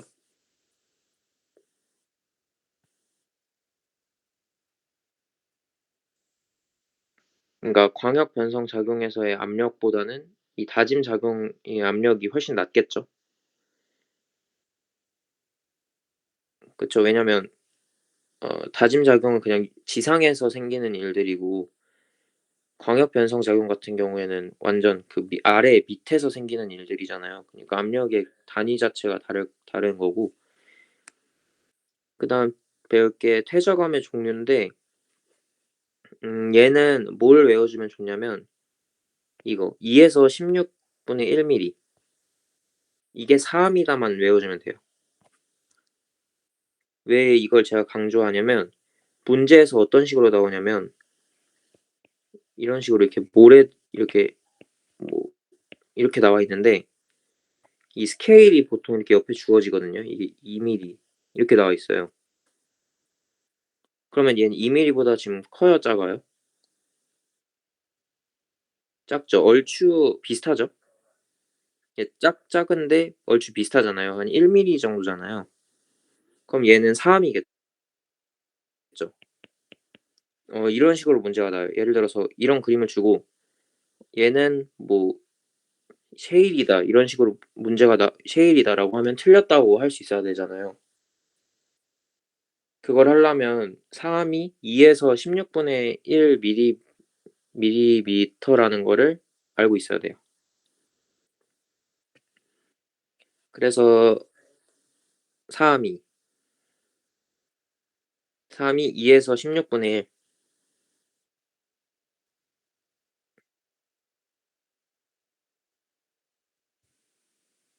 그러니까 뭐 예를 들어 16분의 1 밀리일 때 어떡하냐 이 말이에요?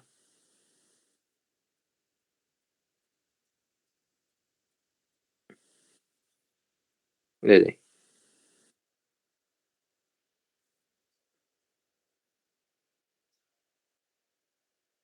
아. 그러니까 여기서 보면 이 길이가 2 밀리인 거잖아요.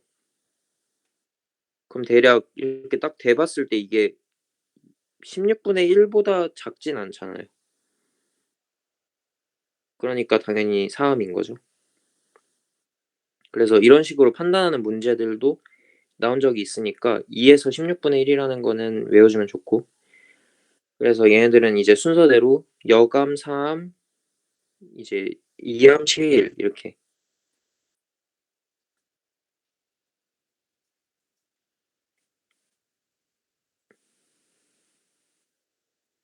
그 순서만 이렇게 하고 외우면 돼요. 그래서 사암은 모래로 만들어졌고 여감이랑 강력암은 자갈 실트는 실트함, 점토는 점토함 이런 건 당연한 거니까 뭐 외울 필요는 없고 그냥 이해만 해주면 되고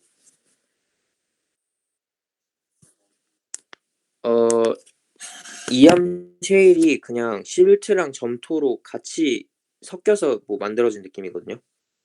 그러니까 딱히 구분하지 말고 그냥 하나라고 생각하면 돼요. 이암 쉐일 그냥.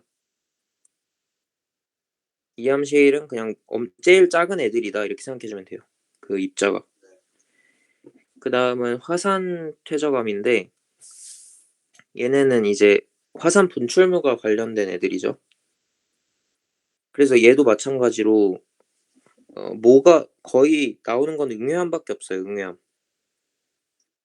그냥 응외암은 제일 작은 화산재가 퇴적물이 되어서 퇴적한 게 응외암이다로 해서 응외암이 제일 많이 나오고 어 그 지구과학에서 응외암이 중요한 이유는 응외암이 이제 지층을 판별하는 데 굉장히 도움을 주거든요. 예를 들어서 어떤 고생대 시대에 화산이 폭발했다 이러면 그 시대에 해당하는 지층에는 쭉 응외암이 깔려 있어요. 근데 이 응외암이 쌓일 정도로 화산이 폭발한 거면 엄청나게 큰 폭발이거든요. 그렇기 때문에 이제 이걸 기준으로 해서 아 이때랑 이때 응외암이 뭐 예를 들어 이게 A 지층에 응외암이 여기 있고 B 지층에 응외암이 여기 있으면 '아 이때랑 이때는 같은 때의 지층이구나.' 이런 식으로 판별할 수 있기 때문에 응애함이 쪼끔 중요한 거라서 자주 등장하고 그 위에 집괴함이랑 라필리함은 잘 등장 안 하니까 그냥 읽어만 보면 돼요. 그리고 화학적 퇴적암은 이제 석회질이나 규질과 같은 화학적 침전물이 굳어지거나 증발해서 일어난 건데 얘는 4개 다 돌로바이트 빼고 이 방해석, 석고, 암염 다 중요해요. 그래서 방해석 같은 경우에는 이것도 암기는 뭐 해 주면 되냐면 이거 CaCO3랑 이거 NaCl만 해 주면 돼요. 암염은 당연히 암염하면 소금이잖아요, 소금. 그러니까 염화칼슘인 거는 알겠죠? 암염 소금이니까 염화칼슘이고 우리가 염전에서 보듯이 염화칼슘은 증발에 의해서 생겨나는 증발암이죠.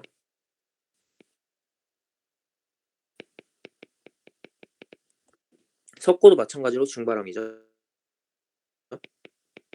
우리가 석고 이렇게 말리잖아요. 팔 같은 거 이렇게 바르면 석고 말려서. 그런 것처럼 석고는 증발암이고 방해석은 이제 CaCO3가 굳어서 생긴 건데 얘는 이제 석회암. 이건 제일 중요해요. CaCO3가 염화칼슘이죠. 탄산칼슘. 탄산칼슘이 어 이제 굳으면 생기는 게 석회암이다라는 건 중요한 거고 돌로마이트는 그냥 읽어만 보면 돼요. 그리고 여기 건열이라는 얘기가 나오는데 이게 증발해서 만들어진 거면 그 주변 환경이 건조했을 거잖아요. 그렇기 때문에 건열이 생길 수 있다. 석고와 암염이 나타나는 곳에는. 추가로 알아두면 됩니다. 그다음에 유기적 퇴적암은 이제 뭔가 생물체랑 관련된 퇴적암인데 보면 석탄 그다음에 석회암, 석회암이 지금 보면 2번 등장하죠. 그래서 석회암이 중요한 건데 석회암은 이제 탄산 탄산칼슘이 그냥 바다 같은 데 침전돼서 생길 수도 있는 거고 아니면은 이렇게 조개 껍질 같은 거의 구성이 우리가 석회질이라고 하잖아요. 이제 그 석회질이 침전돼서 생길 수도 있는 거기 때문에 석회암이 화학적 퇴적암과 유기적 퇴적암 2가지에 해당한다라는 거는 주목해 볼 만해요. 그다음에 규질 생명체가 죽어서 이제 거기에서는 규조토나 처트가 생긴다. 그래서 다시 한번 복습해 보자면 어 규질 퇴적암 종류에는 역사, 셰, 이 이렇게 4개가 있고 주로 다루는 게 그중에서 사음의 크기가 2에서 16분의 1이다라는 거는 암기해 주고 그다음 두 번째 화산 퇴적함에서는 응애함만 제일 중요하고 응애함은 지층 판별에 도움을 준다. 그다음에 화학적 퇴적함에는 방해석, 석고, 암염이 있고 방해석은 석회암에서 이제 석고는 석고랑 암염은 증발암인데 암염은 염화칼슘이 증발해서 생긴 증발암이다.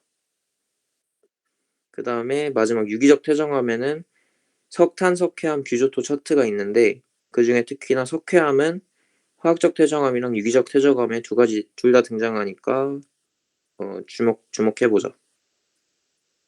이렇게만 봐주면 돼요. 예, 질문 있나요? 그다음이 마지막 개념인 것 같은데 보면 연은 이거는 뭐냐면 퇴적 구조거든요. 그래서 우리가 지층을 봤을 때 이런 구조가 나오면 '아 이때는 주변 환경이 어땠구나.'라든가 뭐 '지층이 역전됐구나. 안 됐구나.' 이런 거를 볼 수 있는 거예요. 그래서 연흐는 뭐냐면 이런 식으로 이렇게 우리가 강 가면 강이나 바다 가면 이런 식으로 이렇게 돼 있잖아요. 그 모래가 이렇게 돼 있는 경우 본 적 있어요? 네, 이런 게 이제 이게 이 상태가 계속 유지되면 이게 연흔이 되는 거예요. 그래서 이러한 상태는 어떤 상태를 우리가 생각해 줄 수 있냐면 이때 약간 물이 얕은 물의 환경이었구나 이렇게 봐줄 수 있겠죠.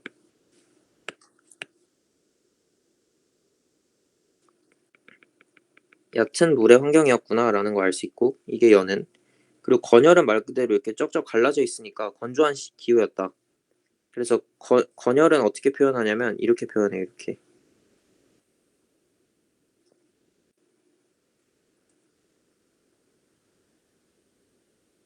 그다음 점이층리는 위에가 큰 거, 아래가 작은 건데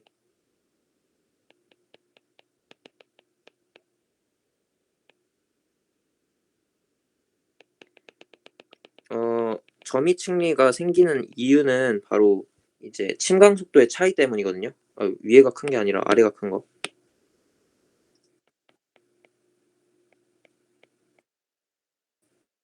침강 속도의 차이인데 당연히 큰 입자들이 먼저 떨어지겠죠. 무거우니까. 그래서 예를 들어서 어 어떤 상황에서 이제 돌들이 한 번에 확 떨어지면 무거운 애들이 먼저 떨어지고 무거운 큰 입자들이 떨어지고 그다음에 위로 갈수록 작은 입자들이 쌓이니까 그러한 모형이 이렇게 딱 나오면 이게 점이층리예요. 그래서 이런 환경이 있었으면 '아 이때는 침강 속도의 차이가 있었구나.'라는 걸 알 수 있고 당연히 수중 환경이라는 걸 알 수 있죠. 그리고 우리가 이렇게 실험적으로 봤을 때 이런 환경이 어디서 주로 잘 발생하냐면 여기 나와 있는데 여기 이렇게 대륙붕 이 해양에서 대륙붕을 지나서 여기 이 심해져 가기 직전 상황에 여기에서 이렇게 큰 애들이랑 작은 애들이 같이 섞여서 이렇게 떨어지거든요. 그러면 이제 여기에 점이층리가 생기는 거예요, 여기에. 이제 이런 흐름을 저탁류라고 하는데 이 저탁류에 의해서 점이층리가 주로 심해져 상황에 생기기 때문에 우리가 이제 점이층리를 보면 '아 여기는 해안 환경이었고 심해져였구나.'라는 걸 알 수 있죠. 그다음에 사층리는 흐르는 물이나 바람인데 주로 이런 식으로 표현되거든요. 그래서 이쪽 방향으로 이제 쌓인 거죠 뭔가. 이쪽 방향으로 바람이나 물이 흘러서 이렇게 차근차근 쌓인 형태고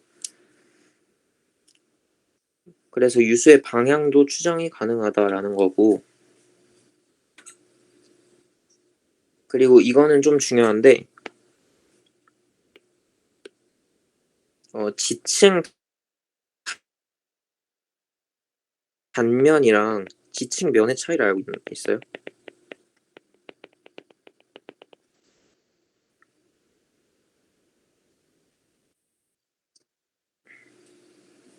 다, 단면은 뭐냐면 우리가 케이크 자르듯이 이렇게 위에서 아래로 자른 거고, 지층면은 우리가 이렇게 뭐 회 같은 거 뜨듯이 이렇게 자른 거예요.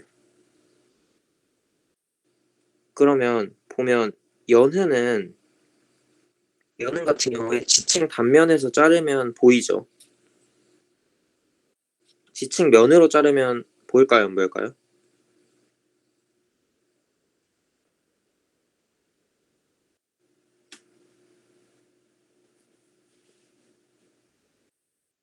지층 면으로 해도 이렇게 지금 여기 이 그림에 나와 있듯이 이렇게 뭔가 올록블록한 형태가 보이잖아요.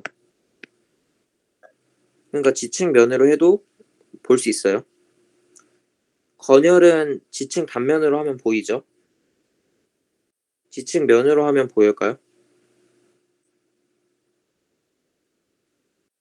보이죠. 왜냐면 이렇게 막 갈라져 있으니까. 점이층리는 지층 단면으로 하면 보이죠. 지층 면으로 하면 보일까요? 안 보이죠. 왜냐면 이렇게 잘라서 위에서 봤다고 생각해 보면, 그냥 위에서 보면 그냥 이거잖아요. 이런 상태. 안 보이죠. 사층리도 마찬가지로 이걸 이렇게 잘라서 보면 그냥 이런 식이에요. 이런 식. 그렇겠죠? 그러니까 사층리랑 이 점이층리는 지층 면에서는 볼 수 없다. 이거는 가끔 출제되기도 하니까 봐주면 좋아요. 그래서 이제 얘네들의 또 특징이 뭐냐면, 예를 들어서 연흔이 이렇게 뒤집어져 있어요. 이렇게. 그러면 당연히 역전됐다는 거 알 수 있죠. 얘도 마찬가지로 건열이 이렇게 뒤집어져 있으면 역전된 거죠. 점이층리도 마찬가지로 거꾸로 돼 있으면 뒤집혀진 거고, 이 사층리도 뒤집혀져 있으면 역전됐구나 알 수 있죠. 그래서 얘들을 통해서 그 당시의 퇴적 환경과 지층의 상하 관계를 밝힐 수 있다라고 되어 있는 거고, 그다음 퇴적암의 생성 환경은 이렇게 세 가지가 있거든요. 퇴적암의 생성 환경이 육상 환경, 호수 같은 거, 호수나 사막, 그다음 해양 환경, 말 그대로 바다. 그다음 전이 환경은 뭐냐면 육상 환경과 해양 환경의 사이라고 보면 돼요. 그러면 육상 환경 같은 경우에 호수를 먼저 볼게요.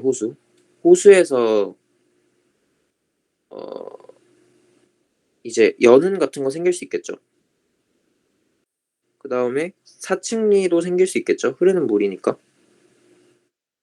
뭐 이 정도 생길 수 있다. 그래서 육상 환경에는 뭐가 중요하냐면, 이제 예를 들어 호수면은 연흔이 생길 수 있냐 이런 식으로 질문하면 뭐 맞다 아니다 이런 정도 대답은 할 수 있어야 돼요. 마찬가지로 사막에서는 사층리 나올 수 있죠. 그다음에 뭐 건열도 나올 수 있겠죠. 왜냐면 건조하니까 사막이. 근데 이제 이런 거는 알 수 있어야 되고, 여기에서는 뭐가 중요하냐면 이 선상지가 중요하거든요. 선상지.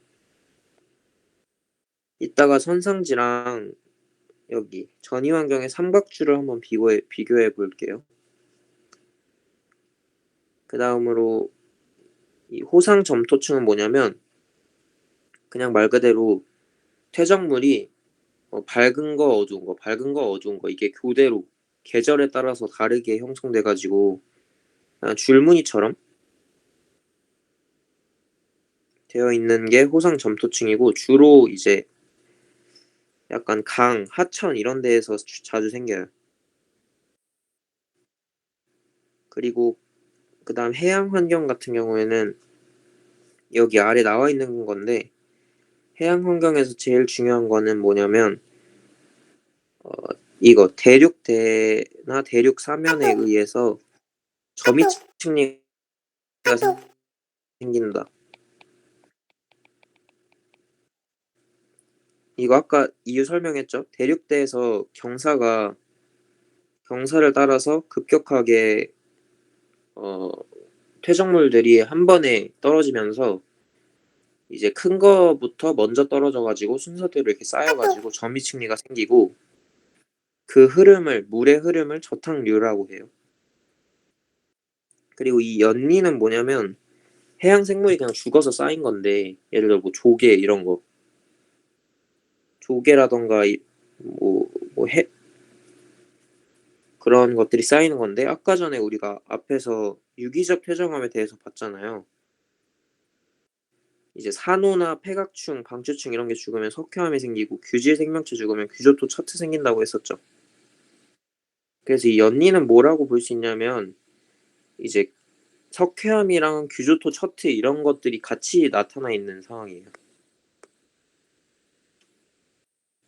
그래서 석회질과 규질 퇴적물이 쌓여 있는 상태가 연리고, 그다음 마지막으로 전이 환경은 이제 강과 바다가 만나는 곳이라던가 이렇게 이제 육상 환경과 해양 환경이 같이 섞이는 상황을 말하는 거고, 여기에서 이 감조역은 안 봐도 되고 삼각주가 여기선 제일 중요하거든요. 삼각주랑 여기선 선상지. 이제 이거 두 개를 비교해 볼 건데, 그전에 이거 한번 질문할게요. 그 빙하 환경은 어디에 해당할까요?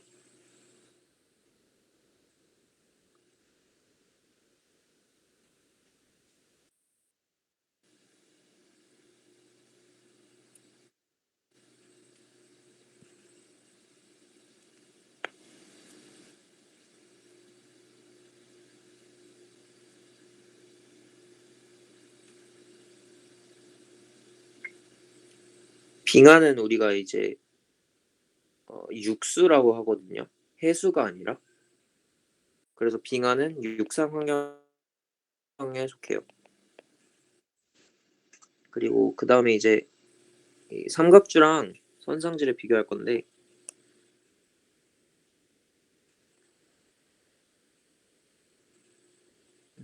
좀 큰 데가 비교해 볼게요.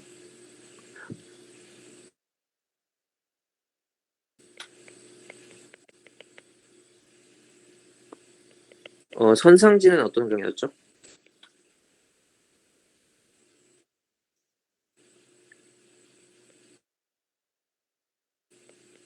육상. 그 다음에 삼각주는 전이 환경. 정확히 말해서 삼각주는 강의 하류에서 바다로 가는 거, 그 상황이고, 육상 환경은 이제 상류에서 중, 중류 정도? 그러니까 급격하게 빨랐던 곳에서 약간 느려지는 곳. 하류에서 바다는 뭐냐면 원래부터 느렸는데 더 느려진 거예요. 바다는 완전 거의 느리니까.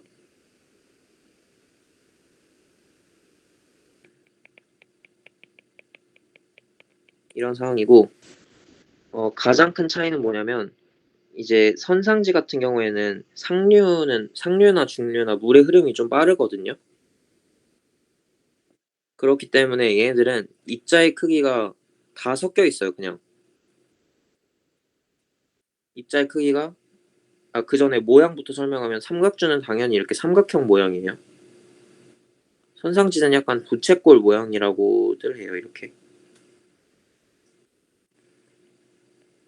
어 그리고 그 다음에 그 퇴적물의 크기를 볼 건데, 선상지는 주로 상류에서 중류니까 퇴적물의 크기가 클까요, 작을까요?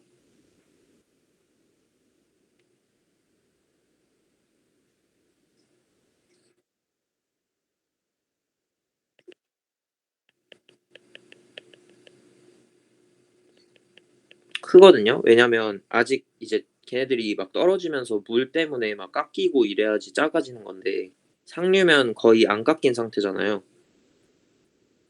그러니까 퇴적물은 크고 주로 그 뭐라 하지? 이 둥글둥글한 게 아니라 굴곡이 져 있다. 왜냐면 마모가 안 돼서 풍화나 침식을 거의 안 받아 가지고 굴곡진 퇴적물들이 많고 반대로 삼각주는 이미 하류까지 내려온 애들이기 때문에 애들이 퇴적물이 작기도 하고 되게 둥글둥글해요. 매끈한 형태고 그리고 이 퇴적물들이 어떻게 되냐면 선상지는 얘네들이 유속이 빠르기 때문에 V가 빨라서 얘네들이 다 섞이거든요. 반면에 삼각주 같은 경우에는 속도가 얘보단 느리잖아요. 느린데 이 아래 여기 그림을 보면 알 수 있는데 그림에서 이렇게 이게 이제 하류에서 바다로 가는 형태거든요. 바다로.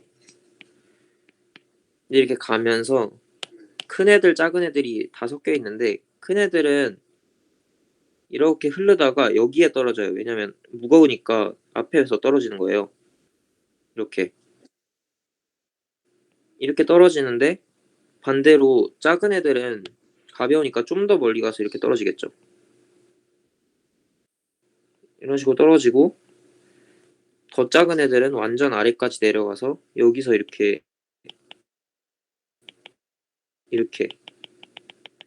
그래서 그 삼각주 같은 경우에는 점이층리랑 비교하면서 보면 좋은데 점이층리는 얘네들이 급격하게 쏟아지면서 무거운 애들이 먼저 떨어졌다면 얘는 유속이 느리기 때문에 오히려 무거운 애들이 각 위쪽에 있어요.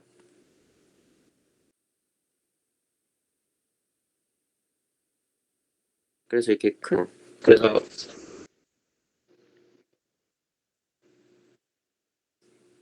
아니야. 선상지는 유속이 그러니까 바다는 애초에 유속이 느린 상황인데 선상지는 그것보다 그러니까 선상지는 상류니까 상류 그 계곡 같은 데 가면 엄청 빠르잖아요, 물이.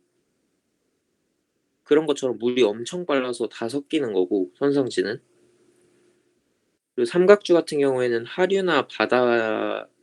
하류에서 바다로 가는 거니까 느리기 때문에 무거운 애들이 앞쪽에 떨어지고 가벼운 애들이 멀리 떨어져서 오히려 위로 갈수록 커지는 상황인 거고 입자가.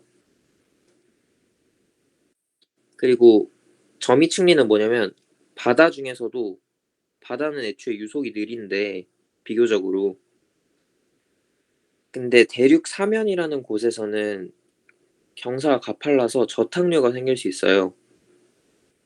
근데 그 저탕류는 유속이 조금 빠르기 때문에 그 저탕류에 의해서 휩쓸려간 퇴적물들은 떨어지면은 무거운 애들이 먼저 떨어지고 가벼운 애들이 나중에 떨어져서 점이층리가 생기는 거예요.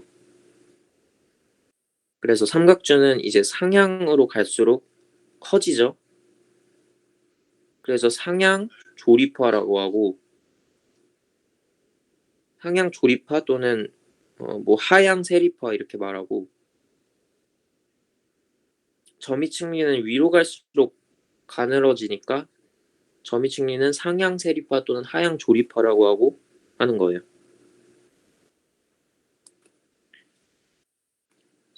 그래서 이제 여기서 제일 중요한 건 선상지랑 삼각주 구분하기랑 그다음에 대륙대에서 점이층리가 생긴다는 거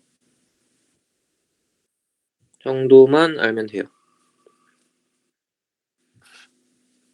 그리고 뭐 예를 들어서 이런 거 사막에서 뭐 사층리가 생길 수 있나? 이렇게 물어보면 있다고 할 수 있어야 되고 기본적인 퇴적 구조를 그 생성 환경이랑 연결지어서 생각할 수 있어야 돼요.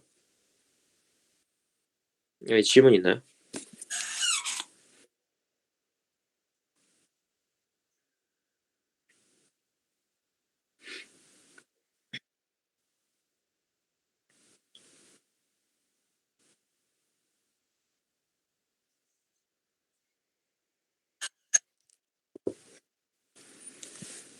상향 상향 조립화가 무슨 말이죠? 위로 갈수록 조립질, 입자가 커진다. 그러니까 상향 조립화는 삼각줄까요? 점이측일까요? 아니죠. 상향 조립하면 위로 갈수록 커지는 거니까.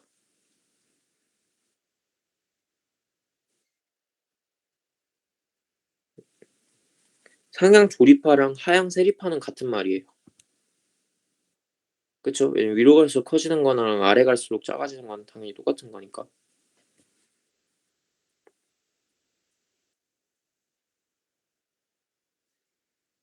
점이측리가 상향 세립화죠.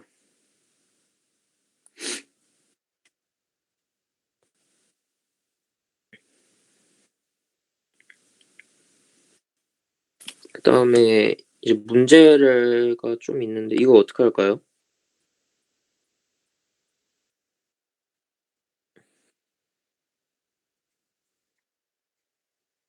근데 이게 어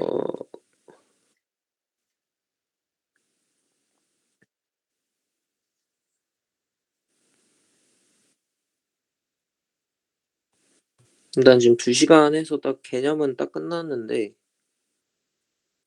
이제 문제 저는 지금 해도 괜찮긴 하거든요. 근데 이제 너무 늦어지면 또 다음날 공부에 지장 가고 하니까. 그리고 아직 다 풀어보지를 않은 것 같아서. 근데 뭐 풀어 드릴 수 어떻게 할까요? 한 1 시간 정도는 걸릴 것 같아요. 1 시간까지 안 걸 내일이요? 내일 할 수 있는데 시간이 그러면 시간은 언제쯤 돼요?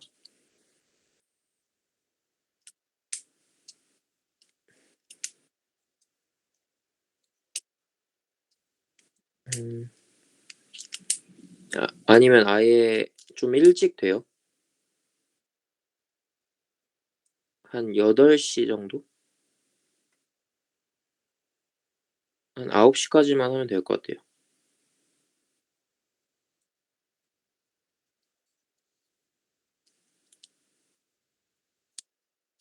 그러면 내일 아침에 8시에 할까요, 수업? 네, 알겠습니다. 그러면 오셨고 그 아무래도 문제를 시간이 있을지 모르겠는데 그래도 간략하게 한번 보고 하는 게 좋긴 할 것 같아요. 아무래도 제가 다 풀어주는 것보다 모르는 거 배우는 게 더 좋으니까 한번 간단하게라도 읽어 보고 오면 좋을 것 같아요. 네, 수고하셨습니다. 네.